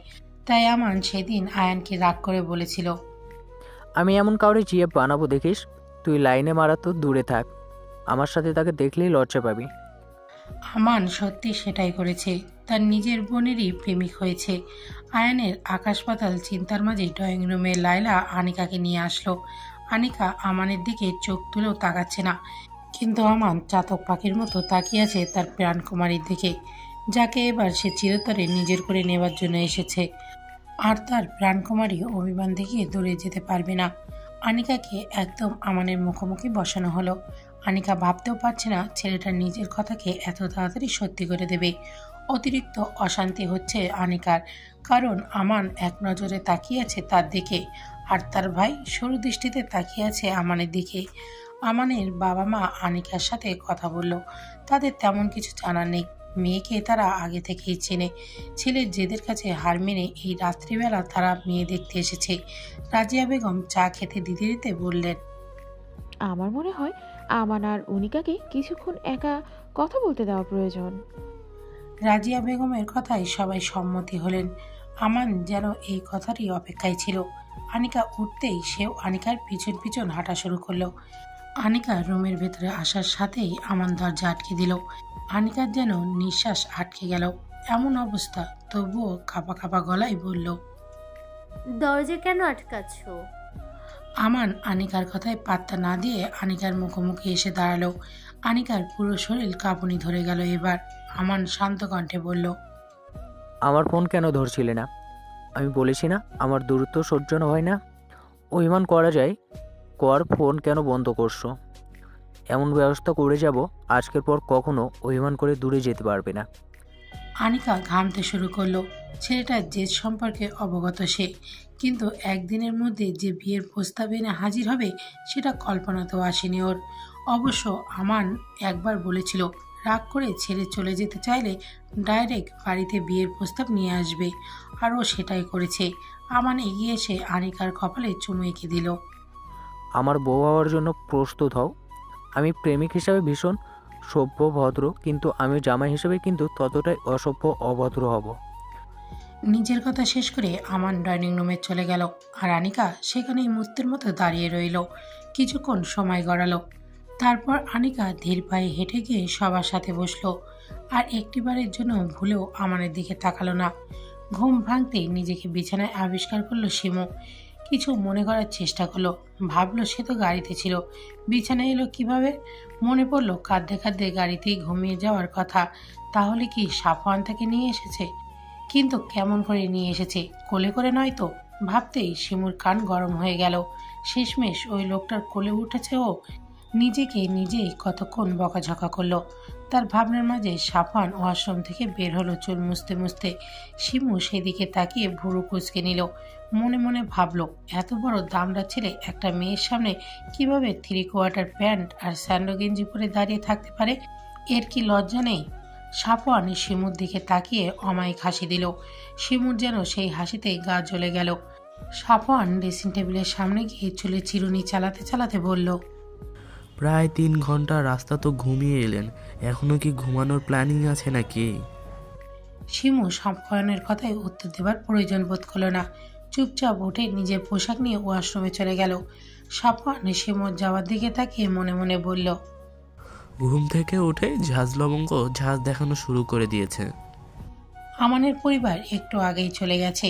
আনিকা বসে বসে দাঁত কামড়াচ্ছে।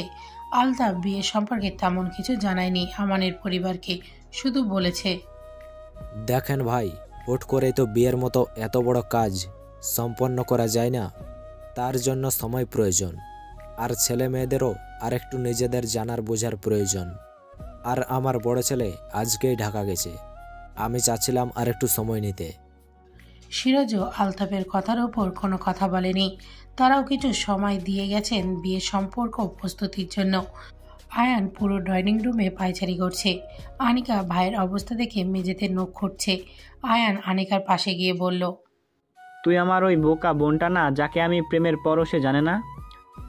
আবার জোরে নিঃশ্বাস নিয়ে বলল, আর অমন্য তো আমার ছোটকালের সেই বলদ বন্ধুটা, যে নাকি ভাজা মাছ উল্টে খেতে জানে না। নিজের কথা শেষে আয়ান আহম্মকের মতো বসে রইল। তার এতদিনের হিসেব সব উল্টো হয়ে যাচ্ছে। রাজিয়া বেগম এসে সোফার উপর বসলেন। মনে মনে তিনি একটু সাবধান শিমুর প্রতি রাগান্বিত, তাই পরিবারে কারোর সাথেই তিনি প্রয়োজন ব্যতীত কথা বলছেন না। লায়লা বেগম সকলকে খাবার উদ্দেশ্যে ডাকলেন। আনিকা ধীর পায়ে হেঁটে গিয়ে খাবার টেবিলে বসলো। ধীরে ধীরে সবাই গিয়ে টেবিলে বসে পড়েন। লায়লা বেগম খাবার সার্ভ করতে করতে বললেন, সাফওয়ান আমায় কল করেছিল, ওরা কোনো সমস্যা ছাড়াই বাসায় ভালোভাবে পৌঁছে গেছে। সময়ের বেড়াজালে আমরা সবাই আষ্টেপৃষ্টে জড়িয়ে পড়ি। আমাদেরকে সময় ধোঁকা দিয়ে চলে যাচ্ছে প্রতিনিয়ত। যখন আমরা সেটা অনুভব করি তখন অনেকটা দেরি হয়ে যায়। তাই আমাদের উচিত যে কোনো সময়কে সঠিকভাবে কাজে লাগানো, যেন এই নিয়ে আমাদের পরে কোনো আফসোস না থাকে। শিমু সাফওয়ানের বাসায় এসেছে গোটা 7 দিন হয়ে গেছে। কোনো রকম বই পড়ে টিভি দেখে সময় পার হয়ে যাচ্ছে ওর। কখনো হয়তো সে ভাবেনি তার এত বড়লোক বাড়িতে বিয়ে হবে। এই সব কিছুই ছিল তাদের কাছে ছেঁড়া খাতায় থেকে লাখ টাকার স্বপ্ন দেখার মতো। কিন্তু সৃষ্টিকর্তা যে ভাগ্যের মতো অলৌকিক একটা জিনিস রেখেছে। এই ভাগ্য যখন ফলে যায়, মানুষ মিসকিন থেকে লাখপতি হয়ে যায়, আবার লাখপতি থেকে মিসকিন হয়ে যায়। সাফওয়ানের এই ফ্ল্যাটে রয়েছে 3টি কামরা, যার একটি কামরায় সে থাকছে, অন্য 3তে সাফওয়ান, আরেকটি কামরা খালি পড়ে আছে। মাঝে মধ্যে তার নিজের কাছে ভাবতেও অবাক লাগে, তারা তো স্বামী স্ত্রী, তাদের মাঝে কি এই যোজন যোজন দূরত্ব মানায়? তখনই তার ভেতরে সত্তা বলে ওঠে মানায়। নিজের আত্মসম্মান প্রতিষ্ঠিত করতে চাইলে এটা মানায়। যদি দ্রুত তুমি তাকে ক্ষমা করে দাও, তবে আবার সে একই ভুল করতে পারে। যদি সে সত্যি নিজের ভুল শুধরে নিতে চায়, তাহলে তাকে পরখ করো, যেন একই ভুল বারবার না হয়। মুমিন ব্যক্তি একবারই ধোঁকা খায়, বারবার নয়। শিমুও সেই ভুল করবে না, সাফওয়ানকে পরখ করবে গভীরভাবে। এতে একটু সময় লাগলেও দোষের কিছু নেই। শিমু নিজের চিন্তার ভাবনায় ইতি ঘটিয়ে রান্নাঘরে চলে গেল। সাফওয়ান বলে গিয়েছিল আজকে ফিরতে রাত হবে, তাই সেও রান্নাঘরে দেরি করেই ঢুকেছে। উদ্দেশ্য কই মাছ টমেটো দিয়ে ভুনা করবে, আর সাথে আলু ভাজি করবে। 2 জন মানুষের বেশি রান্না করলে খাবার অপচয় হতে পারে। কোমরে ওড়না গুজে রান্না করা শুরু করে দিল। প্রায় 1 ঘন্টা সময় নিয়ে রান্না শেষ করলো। কিছু সালাদ আইটেম কেটে টেবিলে সবকিছু গরম গরম সাজিয়ে রাখলো। ঘেমে নিয়ে একাকার অবস্থা হয়ে যাওয়ায় ফ্রেশ হতে ওয়াশরুমে চলে গেল। এরই মাঝে সাফওয়ান ডোরবেল বাজালো, কিন্তু কয়েকবার বাজানোর পরও শিমু দরজা খুলো না। শিমু ফোনের কয়েকবার কলও দিল, কিন্তু শিমুর ফোন ডাইনিং রুমে থাকায় সেটাও রিসিভ হলো না। সাফওয়ানের ভীষণ চিন্তা হলো। সাফওয়ান আরো কিছুক্ষণ দাঁড়িয়ে রইল। শিমু যতক্ষণ বের হয়েছে, ফোনের কল বাজতে বাজতে কেটে গেছে। সাফওয়ান শেষবারের মতো কলিং বেল বাজালো। শিমু দ্রুত দরজা খুলে দিল। শিমু দরজা খুলতেই তার চোখ পড়ল সাফওয়ানের বিধ্বস্ত চেহারা। সাফওয়ান তাড়াহুড়ো করে ভেতরে ঢুকে গিয়ে শিমুকে স্পর্শ করতে গিয়েও করল না। তুমি ঠিক আছো তো? এতবার কলিং বেল বাজালাম, ফোনে কল করলাম, কোনোটাই ধরলে না। সাফওয়ানের অতিরিক্ত অস্থিরতার কারণে আপনি বদলে তুমি হয়ে গেছে। শিমু দুঃখিত হয়ে উত্তর দিল, সরি, আসলে রান্না শেষে আমি ঘেমে গেছিলাম, তাই শাওয়ার নিতে গেছিলাম একটু, যার জন্য আমি শব্দ শুনতে পাইনি। ওহ। সাফওয়ান ছোট্ট করে ও বলে নিজের ঘরের দিকে চলে গেল। শিমু বুঝতে পারল সাফওয়ান ভীষণ ক্লান্ত, তাই ওর সাথে তেমন কথা বলো না। শিমু এই 1 সপ্তাহে বুঝতে পেরেছে সাফওয়ান কফিতে আসক্ত, তাই সে কিচেনে গেল কফি বানাতে। সাফওয়ান ফ্রেশ হয়ে বিছানায় বসেছে। দরজা খটখটানি শব্দ পেয়ে দরজার দিকে তাকালো। আসবো? আসুন, আমি তো বলছি আমার রুমে আসতে আপনি অনুমতি নেবেন না। শিমু কোনো বাকবক্তৃতায় না জড়িয়ে সাফওয়ানের কাছে এগিয়ে গেল। হাতে রাখা কফির মগটা সাফওয়ানের দিকে এগিয়ে দিল। আপনার হয়তো এটা প্রয়োজন। সাফওয়ান শিমুর হাতের দিকে তাকালো। এই মুহূর্তে তার সত্যি 1 কাপ কফির প্রয়োজন ছিল। আজকে অফিসে এক ক্লায়েন্টের সাথে তর্কে জড়িয়ে পড়েছিল। সে যার দরুন মাথাটা ভীষণ ধরেছে। ধন্যবাদ। চাইলে কিন্তু আপনার জন্য 1 কাপ আনতে পারতেন। আমি কফি খাই না। ও। সাফওয়ান কফি খেতে খেতে প্রশ্ন করল, আচ্ছা, আপনি তো আমাকে পছন্দ করেন না, তাহলে আমার কেয়ার করেন কেন? আসলে আমি মানুষটাই একটু উদার প্রকৃতির, তাই। সাফওয়ান মুচকি একটা হাসি দিয়ে বলল, কতটা উদার দেখতেই পাচ্ছি। এতদিন যাবৎ ভালোবাসার আবদার করছি, উদারতা দেখিয়ে সেটাও তো দিতে পারেন নাকি? আপনাকে দেখলে আমার অদ্ভুত অনুভূতি হয়, ঠিক ঘৃণা নয়, যেটা আপনাকে আমার করা উচিত। সাফওয়ান মুচকি হেসে উঠে গিয়ে শিমুর কানের কাছে ফিসফিস করে বলল, যেদিন আপনি এই অনুভূতির স্বাদ পাবেন, সেই দিন আপনি সম্পূর্ণ আমার হবেন। শিমু একটু লজ্জা লজ্জা অনুভূতি হয়, কেন হয় সে জানে না। শিমু নিজের কক্ষের দিকে যেতে যেতে বলল, আপনার খিদে পেলে আমাকে ডেকে দিন। সাফওয়ান মনে মনে বলল, খিদে তো লেগেছে, প্রেম প্রেম খিদা লেগেছে আমার। এত রাতে আমানের ফোন থেকে আনিকা অবাক হলো। ছেলেটা দিন দিন বেপরোয়া হয়ে উঠেছে, আগে এরকম ছিল না।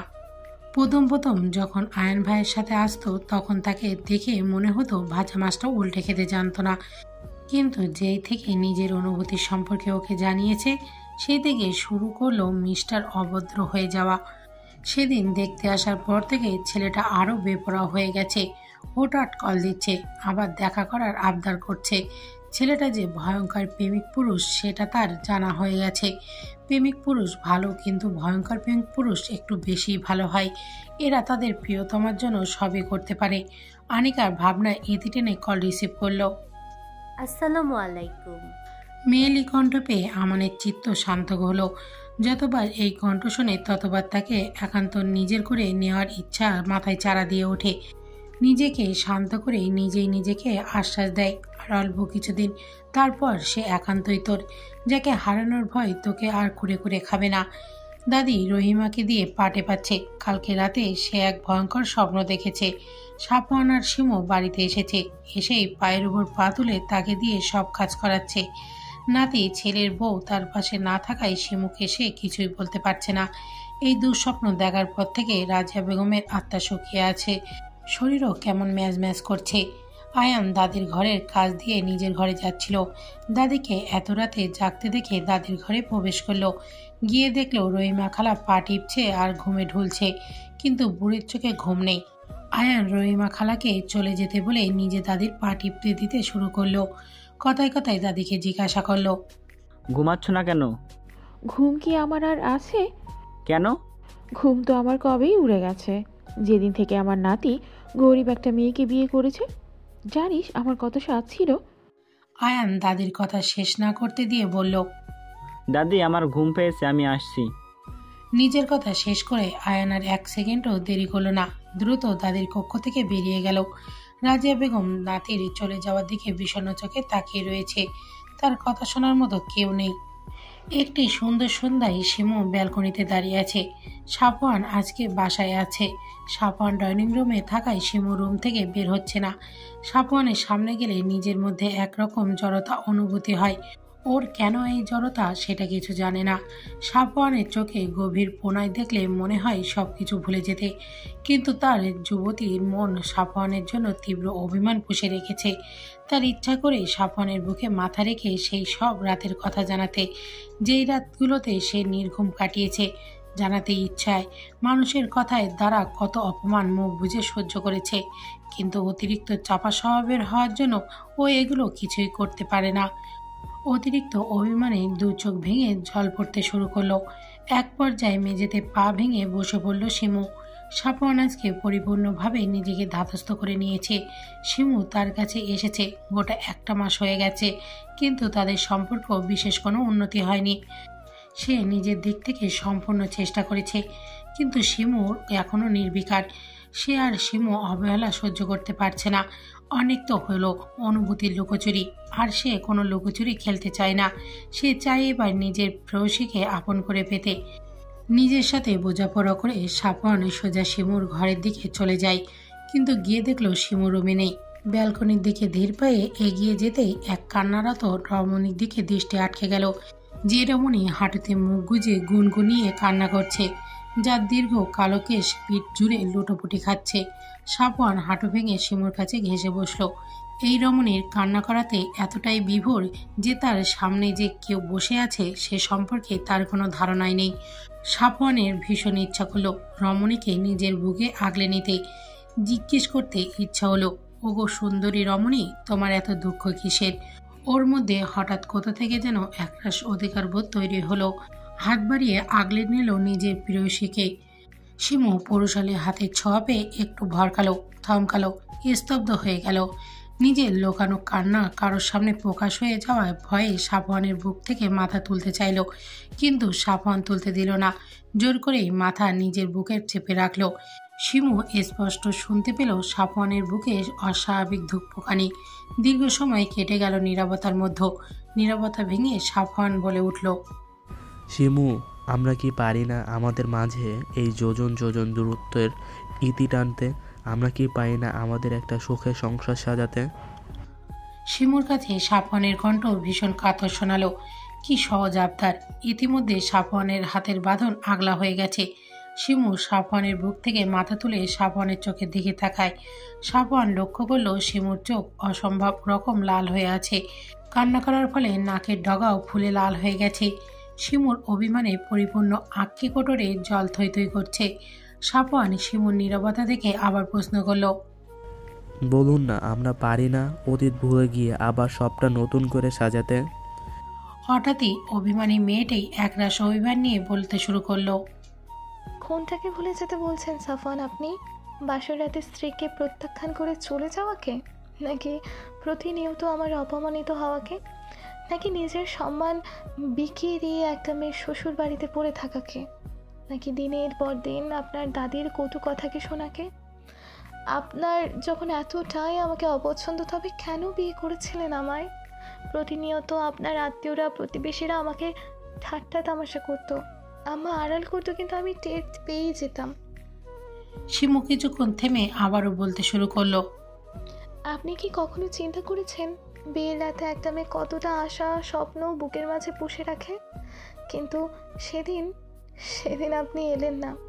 আমি পুরো রাত আপনার জন্য বসেছিলাম। সকালবেলা আপনার দাদি এসে বলল আমি নাকি অপয়া, কলঙ্কিনী, তাই তার নাতি আমাকে ফেলে চলে গেছে। আপনার দাদি প্রতিনিয়ত আপনার চলে যাওয়ার জন্য আমাকে দায়ী করত। বিয়ের পরে বাবা কতবার আপনার সাথে কথা বলতে চেয়েছে, কিন্তু আমি বাবাকে মিথ্যা বলেছি। নিজের কষ্টগুলোকে আড়াল করে আমি বারবার বাবার সাথে হাসি মুখে কথা বলেছি। শিমু এবার অসহায়ের মতো সাফওয়ানের দিকে তাকিয়ে বলল, আচ্ছা, আমি কি এতটাই অপয়া? আমি যেটাই ধরতে চাই সেটাই কেন দুঃখ হয়ে যায় বলতে পারেন? আমিও তো আপনার জন্য এক বুক ভালোবাসা নিয়ে এসেছিলাম, কিন্তু আপনার প্রত্যাখ্যান পেয়ে সেগুলো কেমন ফিকে হয়ে গেছে। আমিও চাই সব ঠিক করে নিতে, কিন্তু আমার ভয় হয় যদি আপনি আবারও আমাকে ছেড়ে চলে যান। আমি জানি আমি কোনো অবুঝ কিশোরী নই, কিন্তু আপনাকে আঁকড়ে বাঁচতে চাই। আমি আপনাকে ভালোবেসে বৃদ্ধ হতে চাই, কিন্তু পুরনো কথাগুলো মনে পড়লে আমার বুকের ভেতরে হাহাকার করে ওঠে, মনের মাঝে তীব্র অশান্তি হয়। আমি এইসব কিছু থেকে নিস্তার পেতে চাই সাফওয়ান। আমি আপনাকে ভালোবাসতে চাই। মোম যেমন আগুনের স্পর্শ পেয়ে গলে যায়, শিমুও তেমন সাফওয়ানের উষ্ণ স্পর্শ পেয়ে নিজের বুকে রাখা সকল কষ্ট প্রকাশ করে দিচ্ছে। আজ নিজেকে অনেক হালকা মনে হচ্ছে শিমুর। নিজের সব অভিযোগ প্রকাশ করতে পেরে মনে শান্তি লাগছে ওর। খুব কাঁদতে ইচ্ছা করছে। সাফওয়ান শিমুকে আবার বুকের মাঝে আগলে নিল। শিমু আবারও কাঁদতে শুরু করলো। এই কান্না যেন দীর্ঘকালের অভিমানের পাওয়ার ধসে পড়ার কান্না। সাফওয়ান শিমুর সমস্ত অভিযোগ মন দিয়ে শুনছে। নিজের করা ভুলের জন্য সে সত্যিই ভীষণ অনুতপ্ত। নিজের রাগ জেদকে প্রাধান্য না দিলে হয়তো আজকে মেয়েটা এই পাওয়ার সমান অভিমান দেখতে হতো না। তাদের ভালোবাসার একটা সংসার হতো এতদিনে। সাফওয়ান শিমুর মাথা তুলে নিজের দিকে ঘোরালে। শিমু কাঁদতে কাঁদতে অবস্থা খারাপ করে ফেলেছে নিজের। সাফওয়ান একটা দীর্ঘশ্বাস ফেলে বলতে শুরু করলো, আমি আপনার সাথে অনেক অনেক অন্যায় করেছি, আমি জানি। আমি সেগুলো শুধরে নিতে চাই। আমার এই ভুলগুলো শুধরে নেবার জন্য আমি আপনার থেকে একটা সুযোগ চাই। দয়া করে আমাকে ফেরাবেন না। সাফওয়ান আবার কাতর স্বরে বলল, আমি গ্রামে বিয়ে করার জন্য মোটেও রাজি ছিলাম না, কিন্তু মায়ের কথায় এক প্রকার বাধ্য হয়ে মায়ের কথা রাখতে। মা আমাকে ইমোশনাল ব্ল্যাকমেল করতে থাকে, আবার আমার বন্ধুরাও আমাকে নিয়ে ঠাট্টা তামাশা করতে শুরু করে। ওদিকে মা বাবার চাপ, অন্যদিকে বন্ধুদের ঠাট্টা, সব মিলিয়ে আমি অতিষ্ঠ হয়ে পড়েছিলাম। মায়ের কথা রাখতে আপনাকে বিয়ে করলাম ঠিকই, কিন্তু আপনাকে মেনে নিতে আমার ভীষণ কষ্ট হচ্ছিল। আপনি জানলে অবাক হবেন, আমি আপনাকে বিয়ের আগে একবারের জন্য দেখিও নি। কবুল বলার পরও আমি বিয়ের আসর ছেড়ে চলে গিয়েছিলাম। আপনার বাবা আমাকে আটকাতে গেলে আমি তাকে বলেছিলাম আমার জরুরি কাজ পড়ে গেছে। আপনার বাবা সেটা বিশ্বাসও করে নিয়েছিল, হাসি মুখে বিদায় দিয়েছিল আমাকে। মা ওই দিনটা সামলে নিয়েছিল। সেদিন তাই কোনো ঝামেলা হয়নি। নিজের সাথে অনেক বোঝাপড়ার পর সিদ্ধান্ত নিলাম। মা আমাকে জোর করে বিয়ে করিয়েছে, কিন্তু আমি চাইলে সংসার নাও করতে পারি। নিজের জেদকে প্রাধান্য দিয়ে ঢাকায় চলে এসেছিলাম। ঢাকায় এসেই মাকে বলেছিলাম আমি আপনার সাথে সংসার করতে চাই না। সেই দিনের পর থেকে টানা 2 মাস আমার মায়ের সাথে কোনো যোগাযোগ ছিল না। এর মাঝে আয়ান এলো আমার বাসায় হুট করে। ওকে দেখে আমি অবাক হই। ও আমাকে আমার ভুলগুলো সম্পর্কে অবগত করে। ইতিপূর্বে আপনার কথা মনে পড়লো আমি আমার জেদকেই প্রাধান্য দিয়েছি। আয়ান যখন আপনার সাথে আমার করা অন্যায়গুলো সম্পর্কে ধারণা দিল, তখন আমি বুঝতে পারলাম নিজের জেদের বশে আমি আমার স্ত্রীকে কতটা কষ্ট দিয়েছি। ধীরে ধীরে আমার চিন্তাধারা বদলালো, আপনার প্রতি আমার অনুভূতি কাজ করতে শুরু করলো। আয়নকে নিজের মনের কথাগুলো বললাম। আয়ন আমাকে আশ্বস্ত করলো সব ঠিক হয়ে যাবে। আমিও নিজের কথা ভুলগুলোর জন্য আপনার কাছে ক্ষমা চাইতে মরিয়া হয়ে উঠলাম। আয়নের সাথে গেলাম বাড়িতে, যে সম্পর্কে বাড়ির কেউ কিছুই জানতো না। যাবার পরের দিনই বাবা আমাকে আলাদা করে ডেকে নিয়ে অনেক বকাঝকা করলেন। বাবাকে কোনো রকম আয়ন সামনে নিল, বাবাও শান্ত হলো। আমি তারপর থেকে নিজের সবটা দিয়ে চেষ্টা করছি নিজের ভুলগুলো শুধরে নেবার। আপনি কি আমাকে এখনও ক্ষমা করবেন না শিমু? আমি সত্যিই চাই আপনার সাথে জীবনের শেষ মুহূর্ত পর্যন্ত কাটাতে। আমি আপনাকে ভালোবেসে ফেলেছি শিমু। সাফওয়ান এবার আরো অসহায় কণ্ঠে বলে উঠল, আমি তো ভুল করেছি আমি জানি, সেই জন্যই আমি ভীষণভাবে অনুতপ্ত। আমি আর এই অপরাধ বোধ নিয়ে বাঁচতে চাই না। আপনি দয়া করে আমাকে এই অপরাধ বোধ থেকে মুক্তি দিন। একটি বিষাদময় রাতের শেষে একটি সুন্দর প্রভাতের আগমন। সেই প্রভাত মুছে দেবে হয়তো বিষাদের ঘনঘটা। প্রভাতে সেই মিষ্টি আলো পৌঁছে যাবে সব আনাচে কানাচে, জাগাবে হয়তো কোনো এক প্রেমিক পুরুষের জন্য তার প্রেয়সী হৃদয়ে প্রেম। ভেঙে যাবে হয়তো পাহাড় সমান অভিমানের বাধা। সূর্যের মিষ্টি আলো চোখে পড়তেই ঘুম ছুটে গেল সাফওয়ানের। চোখ খুলতেই নিজের বুকে প্রেয়সীকে আবিষ্কার করে তার চিত্ত পুলকিত হলো। হৃদয় জানান দিল এবার বুঝি প্রেয়সীর অভিমান ভাঙবে। এই প্রথম তারা দুজন এত কাছে পুরো একটি রাত কাটিয়ে অভিমান বিলাস করলো। মৃদু শব্দে সাফওয়ান শিমুকে ডাক দিল, উঠুন, সকাল হয়েছে। সাফওয়ানের ডাকে ঘুম ছুটে গেল শিমুর। পিটপিট করে চোখ খুলতেই সাফওয়ানের বুকে নিজেকে আবিষ্কার করলো। মনে পড়ে গেল কাল রাতের কথা। সবকিছু মনে পড়তেই লজ্জায় দুগাল রাঙা হয়ে গেল। কিশোরী মেয়েদের মতো কালকের কি হয়েছে ভাবতেই যুবতী মন অশান্ত হয়ে উঠল। লজ্জায় মাটির বুকে নিজেকে আড়াল করতে মন চাইল। দ্রুত সাফওয়ানের বুক থেকে মাথা সরিয়ে নিয়ে উঠে দাঁড়ালো। এভাবে সারা রাত বেকায়দায় কাটানোর জন্য শরীরে কিছুটা ব্যথা অনুভব হলো। সাফওয়ান শিমুর সামনে উঠে দাঁড়ালো। তারপর শিমুর দিকে একটু নিচু হয়ে শিমুর কপালে নিজের ওষ্ঠ স্পর্শ করলো। শিমুর সর্বশরীর কাঁপুনি দিয়ে উঠল যেন। এটা ওর কাছে প্রথমবার ছিল, যার জন্য ও একটু অপ্রস্তুত হয়ে গেল। সাফওয়ান শিমুর দিকে তাকিয়ে অমায়িক হাসি দিয়ে বলল, কান্নাকাটি করে তো অবস্থা খারাপ করে ফেলেছেন। রাতে তো আমার বা আপনার কারোরই কিছু খাওয়া হয়নি। আমি ফ্রেশ হয়ে নিচে যাচ্ছি খাবার কিনতে, আপনি সে পর্যন্ত ফ্রেশ হয়ে নেন। সাফওয়ান নিজের বাক্য শেষ করে আবার একটু হাসি দিয়ে চলে গেল নিজের কক্ষে। শিমুর মনে হলো আজ তার কাছে সাফওয়ানকে অনেক বেশি ভালো লাগছে। এই যে তার এই মিষ্টি হাসিটা যেন হৃদয়ে গিয়ে লেগেছে। নিজেকেও ভীষণ হালকা লাগছে ওর। সাফওয়ানের এই হাসিটা দেখার জন্য যুগ যুগ বাঁচতে ইচ্ছা করছে। আয়ান আর আলতাফ প্রাতঃভ্রমণে শেষে বাসায় ফিরেছে মাত্রই।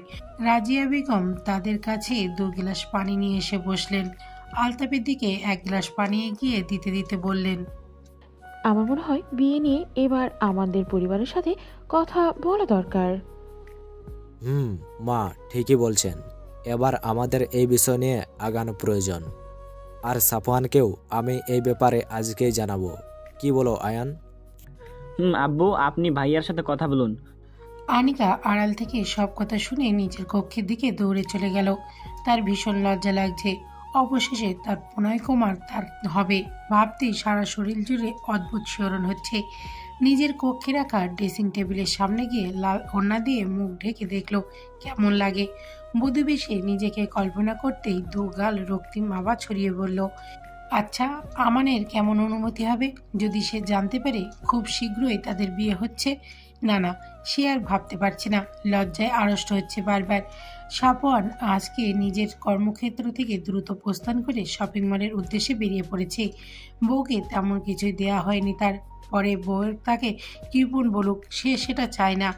গাড়ি পার্কিং লটে রেখে বেরিয়ে গেল শপিং মলের দিকে। উদ্দেশ্য বউকে উপহার দেয়া। শপিং মল থেকে বের হতে হতেই বিকেল হয়ে গেল। মনে মনে বলল, মেয়েদের জিনিস ক্রয় করা ভীষণ কষ্টসাধ্য, এটা মেয়েরাই ভালো করতে পারে। এরপর শপিং ব্যাগগুলো গাড়িতে রেখে বাসার উদ্দেশ্যে রওনা হলো। বাসার পৌঁছে দুবার কলিং বেল চাপতেই শিমু দরজা খুলে দিল। শিমু সাফওয়ানের হাতের দিকে তাকাতেই অবাক হলো। প্রায় 10-12টির মতো শপিং ব্যাগ। সাফওয়ান শিমুর দিকে ব্যাগগুলো এগিয়ে দিয়ে বলল, এগুলো তোমার জন্য। শিমু সাফওয়ানের হাত থেকে ব্যাগগুলো নিতেই সাফওয়ান গিয়ে ডাইনিং রুমে রাখা সোফার উপর বসে পড়ল। শিমুকে উদ্দেশ্য করে বলল, আজকে রাতে আমরা ঘুরতে বের হব, আপনি এখান থেকে আপনার পছন্দ মতো একটা শাড়ি পরে তৈরি হয়ে নেবেন। প্রতিটা মেয়ে তার প্রিয় মানুষের দেওয়া ছোট্ট ছোট্ট উপহারগুলোতে পাহাড় সমান আনন্দ খুঁজে পায়। শিমুও তার ব্যতিক্রম নয়। সেও তার স্বামীর দেওয়া উপহারগুলোতে ভীষণ খুশি হয়েছে, কিন্তু সেটা প্রকাশ করলো না। নিজের পছন্দ মতো একটি কালো রঙের শাড়ি বেছে নিল শিমু। আয়নার সামনে গিয়ে গায়ে জড়াতেই নিজেকে দেখে নিজেই মুগ্ধ হলো। অনেক দিন পরে যেন নিজের মাঝে নিজেকে খুঁজে পেল ও। মাথায় ম্যাচিং করে কালো রঙের একটা হিজাব পরে নিল। হাত ভরে চুড়ি পরে হাত নাড়াচাড়া করলো। চুড়িতে ঝনঝন করে আওয়াজ হতেই ঠোঁটের কোণে এক চিলতে হাসি ফুটে উঠল। ইচ্ছা করলো ঠোঁটে আজ লাল টুকটুকে লিপস্টিক দিতে। নিজের ইচ্ছেকে প্রাধান্য দিয়ে ঠোঁটে রক্তরাঙা লিপস্টিক নিল। চোখে কালো কাজল নিতে ভুলল না। নিজের শ্বাস সম্পূর্ণ হতেই আয়নায় নিজেকে ঘুরিয়ে ঘুরিয়ে দেখে নিল কয়েকবার। মনে মনে বলে উঠল, সব কিছু একদম পারফেক্ট। সাফওয়ান অনেকক্ষণ যাবৎ শিমুর জন্য অপেক্ষা করছে, কিন্তু এখনো পর্যন্ত রুম থেকে বেরোনোর নামগন্ধই নেই। সে শুনেছিল মেয়েদের ড্রেস আপে একটু সময় লাগে, কিন্তু এতটা সময় লাগে সে ভাবতে পারেনি। অধৈর্য হয়ে শিমুকে ডাকতে যাবে তার পূর্বেই শিমু শাড়ির কুচি ঠিক করতে করতে রুম থেকে বেরিয়ে এলো। নিজের প্রিয়তমাকে শাড়িতে দেখে হৃদগতি কিছুটা অস্বাভাবিক হলো সাফওয়ানের। বুকের মধ্যে কে যেন কেউ হাতুড়ি পিটাচ্ছে ওর। 2-1 বার চোখ এদিক ওদিক ঘুরিয়ে নিজেকে স্বাভাবিক করে নিল। শিমু সাফওয়ানকে উদ্দেশ্য করে বলল, আমি প্রস্তুত। সাফওয়ান মনে মনে বলল, আমাকে অপ্রস্তুত করে দিয়ে নিজে তো প্রস্তুত হবেনই। মুখে বলল, চলুন যাওয়া যাক। আজকে সাফওয়ান নিজের প্রিয় গাড়িটাকে নিয়ে বের হয়নি। এর পিছনে অবশ্য একটা কারণ আছে। বাসার নিচে নামতেই রিক্সা পেয়ে গেল ওরা। সাফওয়ান আগেই শিমুকে উঠতে বলল। শিমু রিক্সায় কিছুটা সংকোচ নিয়ে বসে পড়ল। তারপর সাফওয়ানও উঠে বসে পড়ল। শিমু সরে বসতে চাইলে সাফওয়ান শিমুর কোমর আঁকড়ে ধরল। কানে কানে ফিসফিস করে বলল, দূরে যেন সরে বসতে না পারেন, তার জন্যই এত আয়োজন। শিমু সাফওয়ানের দিকে চোখ বড় বড় করে তাকালো। তবে কি এই জন্যই নিজের গাড়িটা নিয়ে বের হয়নি সাফওয়ান? সাফওয়ানের ঠোঁটের কোণে বাঁকা হাসি ফুটিয়ে বলল, আপনার ঠোঁটে লাল লিপস্টিক কিন্তু মারাত্মক লাগছে, পুরো রেড ওয়াইনের মতো, দেখলেই নেশা ধরে যাচ্ছে। শিমু অপ্রস্তুত হয়ে অন্যদিকে মুখ ঘোরালো। তার কান গরম হয়ে গেছে লজ্জায়। সর্বাঙ্গ শরীর শিরশির করছে। শিমুকে অন্যদিকে ঘুরতে দেখে সাফওয়ান কিছুটা অসহায় কণ্ঠে বলে উঠল, মামা আমি কি দেখতে খারাপ বলুন তো? রিক্সাওয়ালা মামা বিস্ময় নিয়ে পিছনে ঘুরল একবার। শিমু ও সাফওয়ানের দিকে অবাক দৃষ্টিতে তাকিয়ে রইল। আপনি কি পাগল হয়ে গেছেন সাফওয়ান? কি সব আবল তাবল বলছেন? সাফওয়ান শিমুর কথায় পাত্তা দিল না। আবারও বলে উঠল, মামা কিছু বললেন না যে? মামা আপনি দেখতে তো মেলা সুন্দর, কিন্তু এমন কথা কইতেছেন কেন? সাফওয়ান শিমুর দিকে তাকিয়ে একটা দীর্ঘশ্বাস ছাড়ল। আমি ভাবলাম আমি দেখতে হয়তো অনেক খারাপ, সেজন্য আপনার মামি আমার দিকে ঘুরেও তাকাচ্ছে না। রিক্সাওয়ালা মামা উচ্চ শব্দে হেসে দিল। মামা আপনারা পারেনও বটে। শিমু সাফওয়ানের দিকে চোখ পাকিয়ে তাকিয়ে রইল। মনে মনে বলল, লোকটা ভীষণ অসভ্য। হঠাৎ নিরামিষ থেকে আমিষ হয়ে গেল কি করে আল্লাহই জানেন।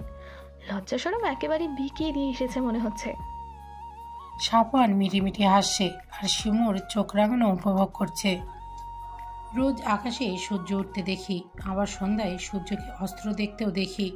এই দেখাদেখির মাঝে আমাদের জীবন থেকে অনেকটা সময় চলে যায়। জীবনের এই উত্থান পতনের সেকলে আমরা সবাই জড়িয়ে। দেখতে দেখতে আনিকা আর আমানের বিয়ের দিনও চলে এসেছে।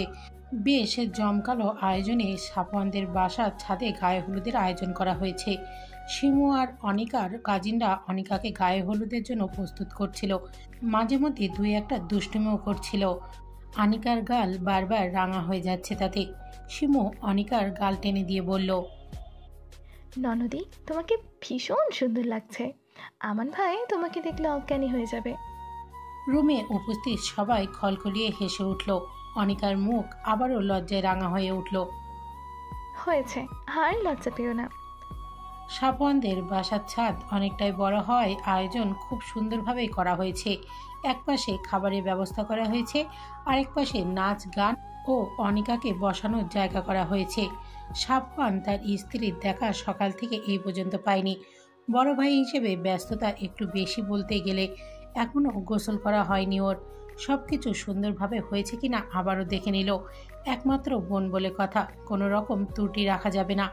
আয়ান রান্নার দিকটা সামলাচ্ছে, দাদি এদিক ওদিক ঘুরে ঘুরে তদারকি করছে সব ঠিক হচ্ছে কিনা। লায়লা বেগম রান্নার কাজকর্ম, অতিথি আপ্যায়নে সব মিলিয়ে সেও ভীষণ ব্যস্ত। দুপুরের দিকে অনিকাকে সম্পূর্ণ প্রস্তুত করে শিমু নিজে তৈরি হতে চলে যায়।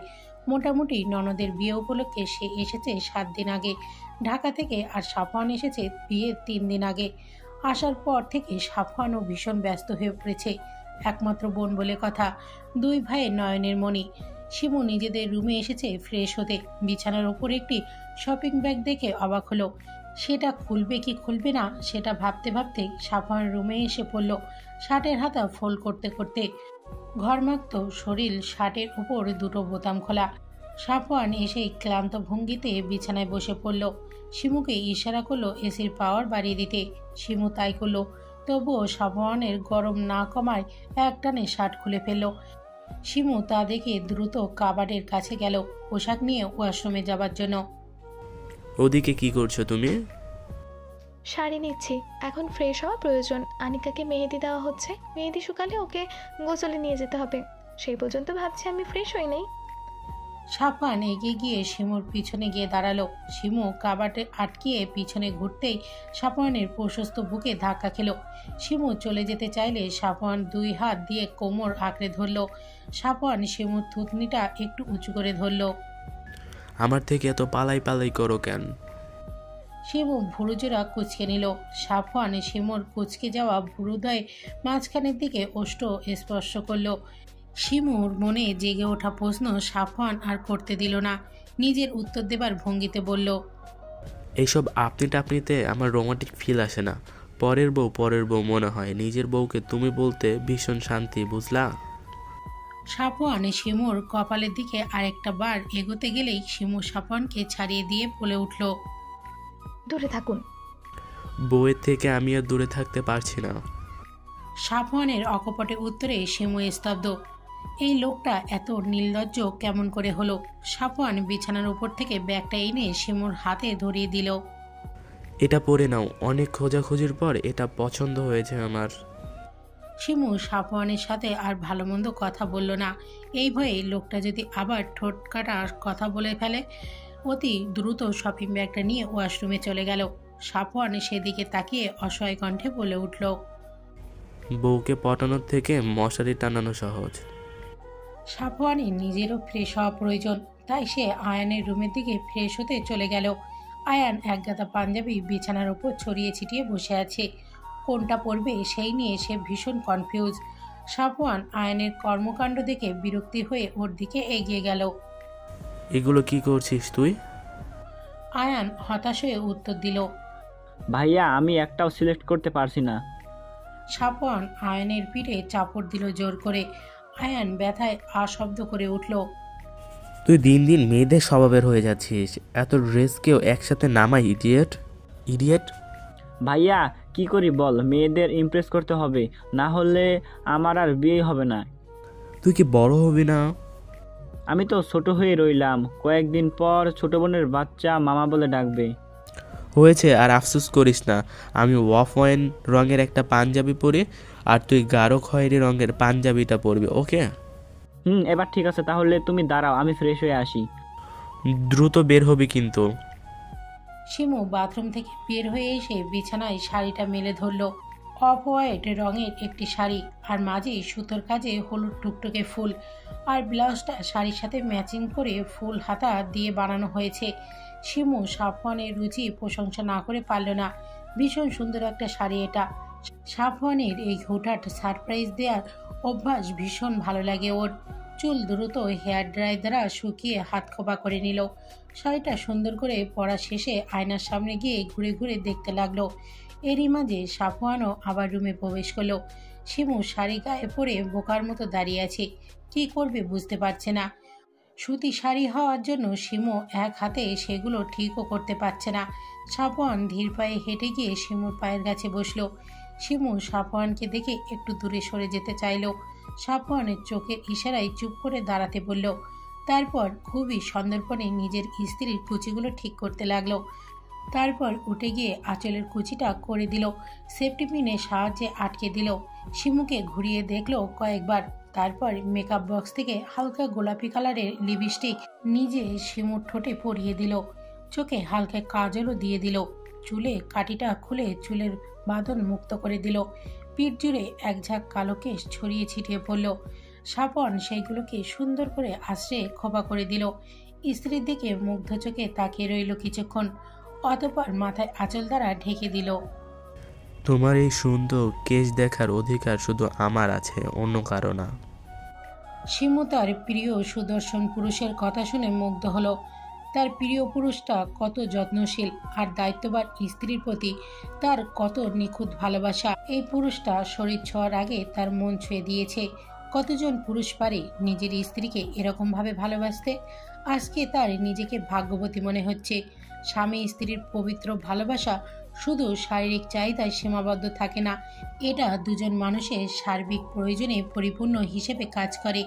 কিন্তু অনেকে যুগল এরই প্রকৃত অর্থ বুঝতে পারে না, যার জন্য সংসারে লেগে থাকে অশান্তি আর বিতৃষ্ণা। শিমুর মনে হলো তার সুদর্শন পুরুষটাকে বেশি সুদর্শন লাগছে। তার মনে ভয় হচ্ছে যদি অন্য কেউ তার পুরুষটির দিকে নজর দেয়। আপনি একটু নিচু হবেন সাফওয়ান? সাফওয়ান বইয়ের এক কথায় নিচু হয়ে দাঁড়ায়। শিমু 3 কুল পরে সাফওয়ানকে ফু দেয়।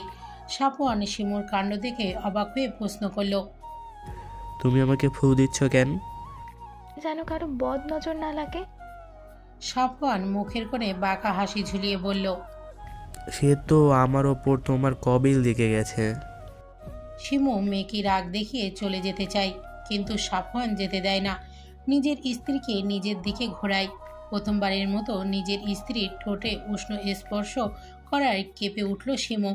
সমস্ত শরীরে স্বামীর থেকে প্রথম এমন স্পর্শ পেয়ে শিমু মূর্ছা যায় লজ্জায়, আর মাথা তুলে তাকায় না। নিচ থেকে রাজিয়া বেগমের শিমুকে ডাকছিল। শিমু আর এক মুহূর্ত দেরি না করে নিচের দিকে ছুট লাগায়। সাফওয়ান শিমুর লজ্জারাঙা মুখ দেখে অমায়িক একটা হাসি দেয়। সুদর্শন 2 পুরুষের মাঝে বসে আছে এক সুশ্রী রমণী। খুশিতে তার 2 চোখ চকচক করছে। প্রিয় পুরুষকে পারিবারিক সম্মতিতে কয়েকজনই বা নিজের করে পায়। হলুদ শাড়ি পরিহিতা রমণীর রূপ যেন ঝলমল করছে। 2 ভাইয়ের হৃৎপিণ্ড প্রিয় বোনের আনন্দে পুলকিত হচ্ছে। সারাদিনের ধকলে শিমু ভীষণ ক্লান্ত শরীর, আত্মার সায় দিচ্ছে না। পরনের শাড়ি এলোমেলো হয়ে গেছে। এখনও ওর একবার শাওয়ার নেওয়া প্রয়োজন। শিমু দ্রুত নিজের পোশাক নিয়ে ওয়াশরুমে চলে গেল। সাফওয়ানও ক্লান্ত হয়ে নিজের কক্ষে প্রবেশ করলো, কিন্তু ঘরে নিজের স্ত্রীকে না দেখতে পেয়ে হতাশ হলো। প্রায় 30 মিনিট পর শাওয়ার শেষে শিমু বের হলো। পরনে ঢিলেঢালা সাদা রঙের কামিজ।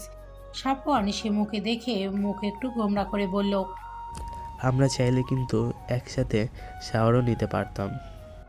মুহূর্তেই শিমুর লজ্জায় কান গরম হয়ে গেল। কাছে এসে সাফওয়ানের সামনে কোমরে হাত রেখে দাঁড়ালো। আপনি কিন্তু দিন দিন দুষ্ট হয়ে যাচ্ছেন। সাফওয়ানও শিমুর কোমরে রাখা হাত টেনে নিজের কোলে বসিয়ে নিল। 2 হাত গলিয়ে কোমরে হাত রাখলো, ঘাড়ে নাক ঘষতে লাগলো। শিমু ছোটার চেষ্টা করতে চাইলে সাফওয়ান শিমুর কানের লতিতে আলতো করে কামড় বসিয়ে দিল। শিমু লজ্জায় লাল নীল হলো বারবার। অতঃপর সাফওয়ানের অত্যাচার সহ্য করতে না পেরে শিমু সাফওয়ানের হাতে চিমটি কেটে দেয়। সাফওয়ান আশব্দ করে শিমুকে ছেড়ে দেয়। শিমু খিলখিলিয়ে হেসে ওঠে। সাফওয়ান শিমুর হাতের দিকে লক্ষ্য করে দেখে শিমুর হাতে মেহেন্দি লাগিয়েছে। সাফওয়ান শিমুর দিকে এগোতে চাইলে শিমু সাফওয়ানের দিকে বালিশ ছুঁড়ে মারে। আর এগোবেন না, আমি ক্লান্ত, আমার ঘুম প্রয়োজন। সাফওয়ান শিমুকে উদ্দেশ্য করে চোখ টিপ দেয়। মুখে বাঁকা হাসি ঝুলিয়ে বলল, এই কয়েকদিন দূরে থাকো, সমস্যা নেই। আর 5 দিন তারপর তোমার এই পালাই পালাই লজ্জা সব ভেঙে দিব, প্রমিস। সাফওয়ান ওর জামার দিকে ইশারা করে শীষ বাজাতে বাজাতে ওয়াশরুমে চলে গেল। শিমু জামার পিছনের দিকে তাকাতেই লাল রক্ত দেখতে পেল। দ্রুত ক্যালেন্ডারের তারিখ লক্ষ্য করে ওর আর বুঝতে বাকি রইল না সাফওয়ানকে কি ইশারা করেছে। শিমু বিছানায় বসে লজ্জায় মুখ ঢেকে ফেলল। ওর লজ্জা ভীষণ লাগছে, লজ্জায়ও আড়ষ্ট হয়ে যাচ্ছে বারবার। সাফওয়ানকে লজ্জায় ফেলার কোনো কারণ ছাড়ে না।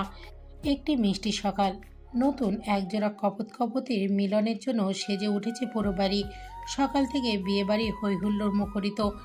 অনিকা বারবার আয়নায় নিজেকে দেখছে আর লজ্জায় লাল নীল হচ্ছে।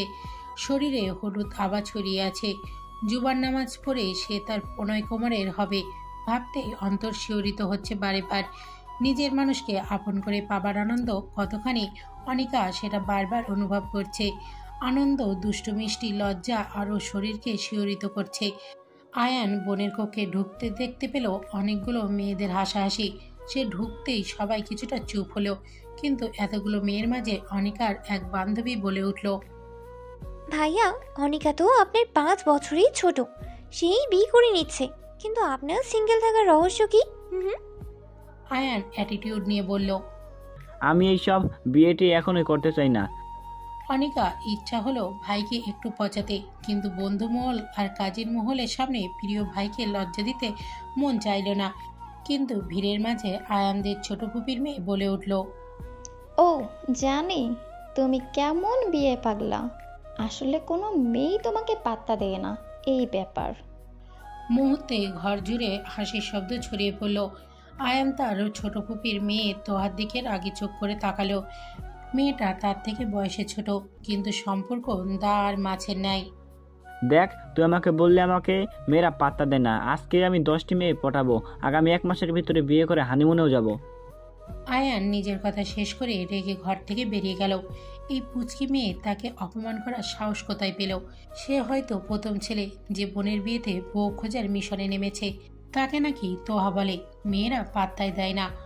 ও তোহাকে দেখিয়ে দেবে ও কি জিনিস। আয়ান বেরিয়ে যেতেই তোহার আত্মা স্যাত করে উঠল। এ ছেলে যদি গার্লফ্রেন্ড মিশনে নামে তবে তার কি হবে? অনিকার বিয়ের বরযাত্রী নিচে এসেছে। অনিকার কাজিন মহল আর বন্ধুমহল ছুটে এসেছে নিচে। অনিকাও নিজের লেহেঙ্গাটা উঁচু করে ব্যালকনির দিকে ছুটল। ওর কাঙ্ক্ষিত পুরুষকে দেখে ওর চক্ষুদয় শীতল হলো। এই মুহূর্তে মনে হলো ওর পাশে হাজারো প্রজাপতি উঠছে। কি নিদারুণ ভালো লাগা কাজ করছে ওর মাঝে। আমানকে হালকা মিষ্টি মুখ করিয়ে বাড়িতে প্রবেশ করালো। আমান বাড়ির প্রবেশ করার সময় অনিকার ব্যালকনির দিকে তাকালো একবার, কিন্তু তার দেখার পূর্বেই অনিকা নিজেকে পর্দার আড়াল করে নিল। আমান যদিও কিছুটা হতাশ হলো, কিন্তু পরক্ষণেই ওর ঠোঁট জুড়ে মিষ্টি হাসি ছড়িয়ে পড়ল। অনিকা আর আমানের শুভ বিবাহ সম্পূর্ণ হলো। সবাই আলহামদুলিল্লাহ বলে মিষ্টি মুখ করলো। একটু পরে চলে এলো বিদায়ের সময়। অনিকার হাসি মুখটা কালো হতে লাগলো। ওর ভাবতেও অবাক লাগছে ও এত ভালোবাসার পরিবার ছেড়ে ওকে চলে যেতে হবে এবার। শিমু ধীর পায়ে হেঁটে গিয়ে অনিকার কাঁধে হাত রাখে। নিজের কাঁধে প্রিয় ভাবির হাত দেখে অনিকার ছলছল চোখ থেকে অশ্রু গড়িয়ে পড়ে। বোনের মতো ভাবিকে শক্ত করে আঁকড়ে ধরে কান্না করতে শুরু করে। লায়লা বেগম মেয়ের কান্না দেখে নিজের কান্না সামলাতে পারে না। রাজিয়া বেগম গিয়ে ছেলের বউকে নিজের বুকে আগলে নেয়। আলতাফ সাহেব শক্ত খোলসের ভিতর থেকে পিতৃসত্তা হাহাকার করে ওঠে। সাফওয়ান আর আয়ান নিজের বোনের বিদায়ে কলিজা ছিঁড়ে যাওয়ার বেদনা অনুভব করে। কি নিদারুণ মর্মা বেদনা! মেয়ের বোনের বিয়ে দেওয়াটা যতটা সুখের, তার থেকে বেশি অনেক গুণ কষ্টের। এই দুঃখ শুধুমাত্র মেয়ের পরিবারটাই বুঝতে পারে। কিন্তু ওদের যে সমাজ বলে একটা কথা আছে, যার নিয়মে আমরা বাধা, সেই নিয়মকে উপেক্ষা করার সাধ্যি কোনো ভদ্রলোকের নেই। দীর্ঘ সময় কান্নাকাটি চলল। অনিকা কিছুতেই তার পরিবার ছেড়ে যেতে চায় না, কিন্তু এই যে স্বামীর ঘরে যেতেই হবে। সবাই অনেক কষ্টে অনিকাকে আমানের গাড়িতে তুলে দিল। সাফওয়ান আমানের হাত ধরে বলল, ভাই, তুমি আমার কলিজার টুকরাকে নিয়ে যাচ্ছ, ওকে একটু দেখে রেখো। তোমার সাধ্য অনুযায়ী ওকে ভালোবাসা দিয়ে আগলে রেখো। ও ভুল করলে শাসনও করো। ও আমার একমাত্র বোন। আমি যেহেতু তোমাকে ওর হাতে তুলে দিলাম, আমি আশা রাখছি ওকে তুমি আগলে রাখবে।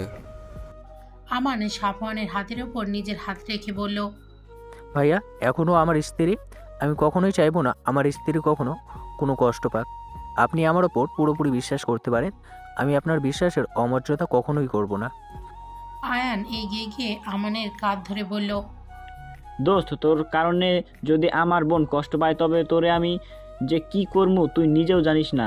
আর বোনের বড় ভাই হিসেবে বলছি, আমাদের কলিজাটাকে একটু দেখে রাখিস, ওকে অবহেলা করিস না দোস্ত। অবহেলা করলে না হয় তুই আমাকে শুলে চড়াস। শেষবারের মতো বন্ধুকে জড়িয়ে ধরে বিদায় জানিয়ে গাড়িতে গিয়ে বসলো আমান। অনিকা নিজের ভাইদের দিকে তাকিয়ে হাওমাও করে কাঁদতে শুরু করলো। আমান অনিকাকে নিজের বুকে আগলে নিল। ফুলে ফুলে সজ্জিত রাখা ঘরে বসে আছে অনিকা।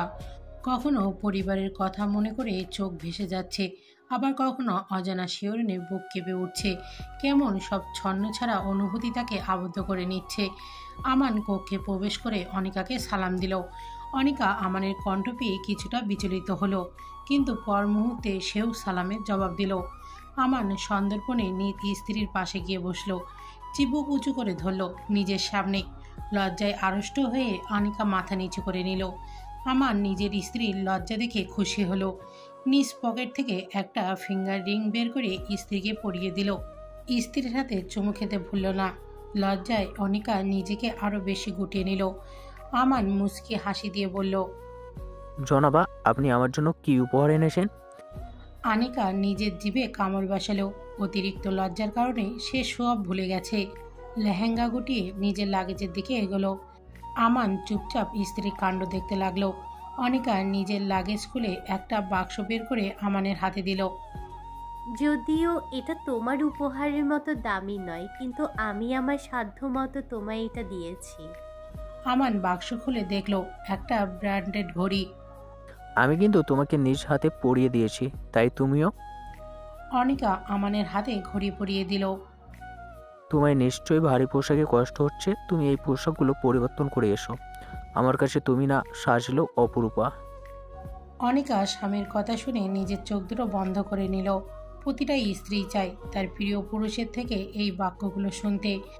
আমান নিজে অনিকার লাগেজ থেকে নিজের পছন্দ মতো ড্রেস অনিকার হাতে তুলে দেয়। অনিকা সেই জামা নিয়ে ওয়াশরুমে চলে যায়। দীর্ঘক্ষণ শাওয়ার শেষে অনিকা বের হয়ে আসে।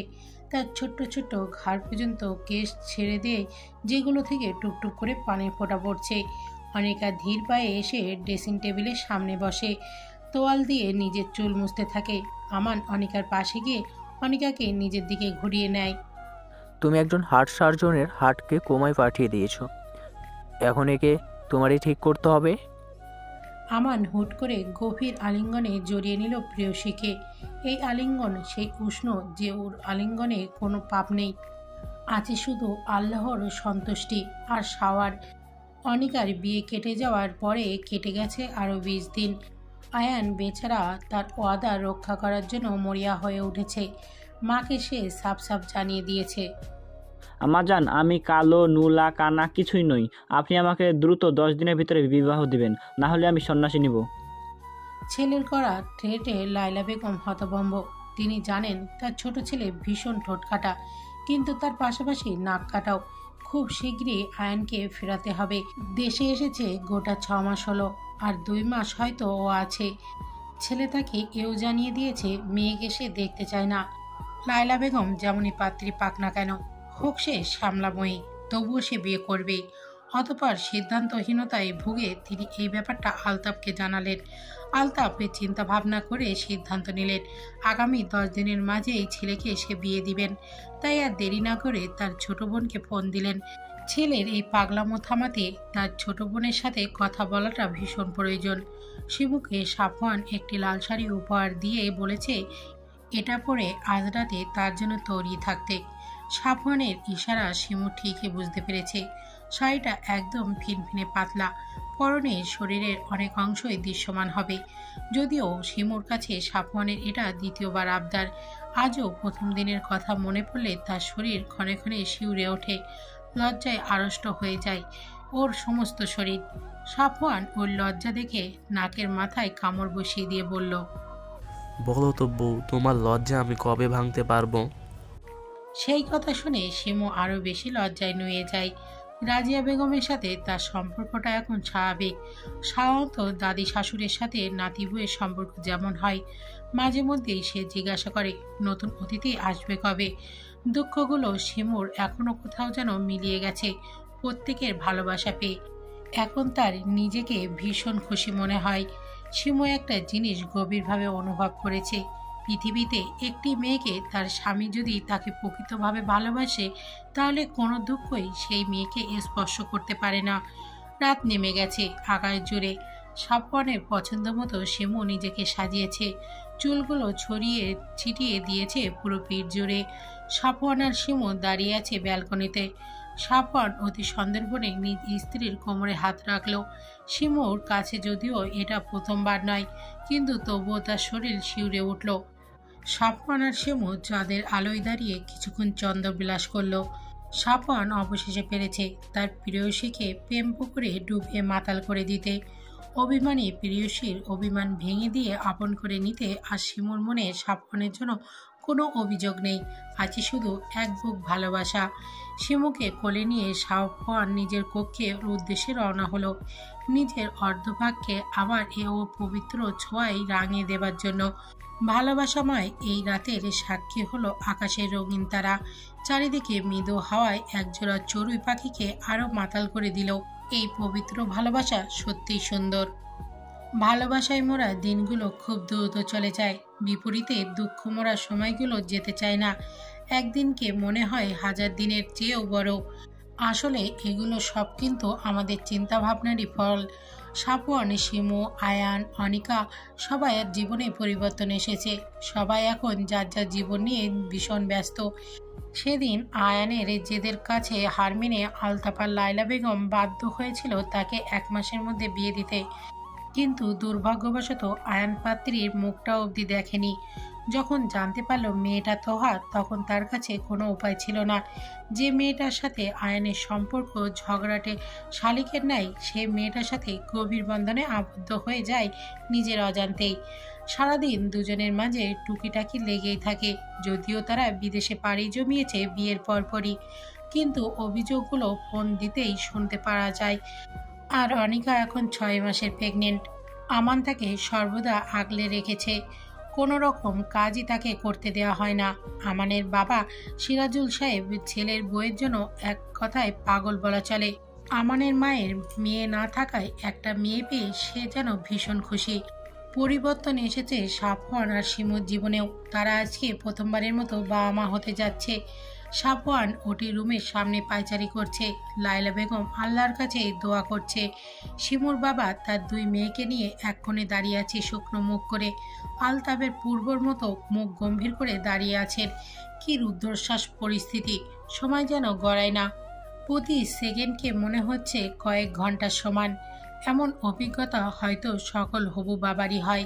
প্রায় 40 মিনিট পর একজন নার্স ওটি থেকে বেরিয়ে আসে। তার হাতে সদ্য জন্মানো এক পুত্র সন্তান, যার কান্নার শব্দে নীরবতা ভেঙে গেছে কিছুক্ষণের পূর্বে। যেন এই ছোট্ট শিশু নিজের আগমনী বার্তা ছড়িয়ে দিচ্ছে সকলের মাঝে। বাচ্চার কান্নার শব্দ পেয়ে সাফওয়ান নার্সের দিকে দৌড়ে গেল। নার্স নিজের কোলে থাকা সদ্য ভূমিষ্ঠ হওয়া বাচ্চাকে সাফওয়ানের কোলে তুলে দিলেন।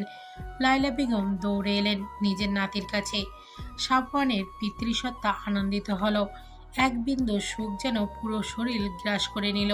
আহ, কি আনন্দ, সেটা কখনোই বোঝানো সম্ভব নয়। লায়লা বেগম নিজের নাতিকে কোলে নিয়ে বললেন, আলহামদুলিল্লাহ। অনিকা আর রাজিয়া বেগম নিজেদের শারীরিক অসুস্থতার কারণে হসপিটালে উপস্থিত নেই, তবুও তারা বারবার ফোন কল করেছে। আলতাফ নিজে তাদেরকে সুখবর দিলেন। তার গম্ভীর মুখের হাসি ছড়িয়ে পড়ল। দৌড়ে গেলেন নিজের নাতিকে দেখতে। ফিয়া, রিহাও বাদ গেলেন না। সাফওয়ান নার্সকে উদ্দেশ্য করে বলল, সিস্টার, আমার স্ত্রী কেমন আছে? আলহামদুলিল্লাহ, আপনার স্ত্রীও অনেক ভালো আছেন। আমি ওর সাথে কখন দেখা করতে পারবো? আর কিছুক্ষণ পরেই। সাফওয়ানের সত্তা শান্ত হলো, আনন্দিত হলো এই ভেবে তার স্ত্রী, সন্তান উভয় সুস্থ আছে। বেশ কিছুক্ষণ পরে সাফওয়ানকে শিমুর কাছে যেতে দেওয়া হলো। শিমু চোখ বন্ধ করে আছে, এক হাতে স্যালাইন চলছে। ধীর পায়ে হেঁটে সাবহান শিমুর পাশে বসলো। শিমুর এক হাত নিজের দুই হাতের মাঝে পুরে নিল। কেমন লাগছে এখন তোমার? শিমু স্বামীর কণ্ঠ পেয়ে চোখ খুলে তাকালো, মুখে এক চিলতে হাসি ফুটিয়ে বলল, বাবুকে দেখেছেন? সাবহান ওপর নিচে মাথা নাড়ালো। জানো, একদম তোমার মতো হয়েছে, দেখছো? শিমুর ঠোঁটের কোণে হাসি আরো প্রশস্ত হলো। একজন নার্স ওদের বাচ্চাকে নিয়ে এসে সাবহানের কোলে দিল। শিমু স্বামী আর বাচ্চাকে দেখে খুশিতে চোখ দুটো বন্ধ করে নিল। তার জীবনে সর্বোচ্চ পাওয়া হয়তো এইটাই। ওর আজ নিজেকে পরিপূর্ণ নারী মনে হচ্ছে। ওর মতো সাধারণ মেয়ে যে এত কিছু পেয়ে যাবে সেটাও কল্পনাও করতে পারেনি। শিমুকে হসপিটাল থেকে রিলিজ দেওয়া হয়েছে 1 মাস হলো। ও এখনও সম্পূর্ণ সুস্থ। ওর সমস্ত খেয়াল লায়লা ও রাজিয়া বেগম রাখে। রাজিয়া বেগম এখন অনেকটাই পরিবর্তন হয়েছে বলতে গেলে। শিমুর অমায়িক ব্যবহার তাকে পরিবর্তন করতে বাধ্য করেছে। গুরুগম্ভীর আলতাফ সাহেবও এখন বেশ হাসি খুশি থাকে নাতিকে নিয়ে। আয়ান আর তোহাও এসেছে ছোট সাদমানকে দেখতে। তোহার কোলে ছোট সাদে চোখ বন্ধ করে আছে। তোহা আয়ানকে উদ্দেশ্য করে বলল, দেখো, আমারও কিন্তু খুব দ্রুত একটা পুচকু চাই। নিজেকে নিজেই সামলাতে পারে না, সে আবার পুচকা পুচকি সামলাবে। কথাটা মোটেও পছন্দ হলো না তোহার। রাগ করে সাদমানকে শিমুর কোলে দিয়ে গটগট করে নিজের কক্ষে চলে গেল। শিমু আয়ানকে দিকে চোখ গরম করে তাকাতেই আয়ানও তোহার পিছনে হাঁটা দিল। তাদের এই কাণ্ড দেখে লায়লা বেগম হাসতে হাসতে ড্রয়িং রুমে এসে বসলেন। যাই বলো বৌমা, আয়নের জন্য কিন্তু তোহা একেবারে পারফেক্ট। জি আম্মা, পারফেক্ট ম্যাচ। আয়ান গিয়ে তোহাকে পিছন থেকে জড়িয়ে ধরল। এত রাগ করো কেন? কথায় কথায় তুমি তো সব আজে বাজে কথা বলিয়ে রাগিয়ে দাও। ওকে, আর রাগাবো না। আমাদের 1 ডজন বাচ্চা হবে, এবার খুশি তো? কিন্তু এত বাচ্চা দিয়ে কি করব? ফুটবল টিম বানাবো। তোহা পেছন দিকে ঘুরে আয়ানের নাক টেপে দিল। ওকে। শিমুকে দেখে রাখার জন্য, বাবুকে টেক কেয়ার করার জন্য সাফওয়ান শিমুকে বাড়িতেই রেখে গেছে। বাড়িতে এসে পুত্রকে নিয়ে এই যে মরিয়া হয়ে উঠেছে, দিন দুনিয়া সব ভুলে বসেছে একদম। শিমু কয়েকবার ডেকে গেছে খাবার খাওয়ার জন্য, কিন্তু সাফওয়ানের কোনো পাত্তা নেই। তাই আর না পেরে খাবার বেড়ে একেবারে নিজেদের ঘরে নিয়ে এসেছে। এই যে সাহেব, খেতে তো হবেই নাকি? আপনি নিজেও খাচ্ছেন না, আমার ছেলেকেও খেতে দিচ্ছেন না। খাওয়া দাওয়া সব পরে হবে। শিমু আর সাফওয়ানের সাথে তর্ক জড়ায় না। এক প্লেটে ভাত মেখে নিয়ে সাফওয়ানের কাছে যায়। 1 লোকমা ভাত সাফওয়ানের সামনে ধরে। আসার পরে কিছুই খাওয়া হয়নি আপনার, তাই কোনো বিরক্তি না করে এগুলো মুখে পুরুন চটপট। সাফওয়ান আর মানা করলো না, কিন্তু বউয়ের সাথে দুষ্টুমি করতে ছাড়ে না। শিমু বিরক্ত হয়ে বলল, এক বাচ্চার বাবা হয়ে গেলেন, তবুও দুষ্টুমি গেল না। আরেক বাচ্চার বাবা হওয়ার প্ল্যান করছি, কি বলো আব্বু? সাফওয়ান নিজের ছেলেকে কথাটা বলে শিমুর দিকে তাকিয়ে চোখ টিপ মারে। আপনার লজ্জা জীবনে হবে না হয়তো। স্ত্রীর কাছে লজ্জা পেলে তো সন্ন্যাসী হতে হবে। শিমু সাফওয়ানকে আলতো চাপড় মেরে সাফওয়ানের কাঁধে মাথা রাখলো। আমি আপনার সাথে বৃদ্ধ হতে চাই সাফওয়ান, আপনাকে ভালোবেসে আপনার প্রেম পুকুরে ডুবে যেতে চাই। শুধু এতটুকু পেলে আমার কিছুই চাই না। আমি তোমার প্রেম পুকুরে ডুবে নিজের অস্তিত্ব সংকটে ফেলেছি। এমন সংকটে আমি বারবার পড়তে চাই। তোমার প্রেম পুকুরে আমি এক সাধারণ মাঝি হয়ে বাঁচতে চাই। আমি তোমাকে ভালোবেসে জান্নাতে যেতে চাই। আমিও আপনাকে এপার ওপারে দুপারেই পেতে চাই। ওদের কথার মাঝে সাদমান জোরে কেঁদে ওঠে। দুজনেই নিজেদের হুঁশে ফিরে আসে। দুজনেই মুচকি হেসে আগলে নেয় নিজেদের ছেলেকে। এটাই যে তাদের ভালোবাসার সর্বোচ্চ চিহ্ন। সমাপ্ত।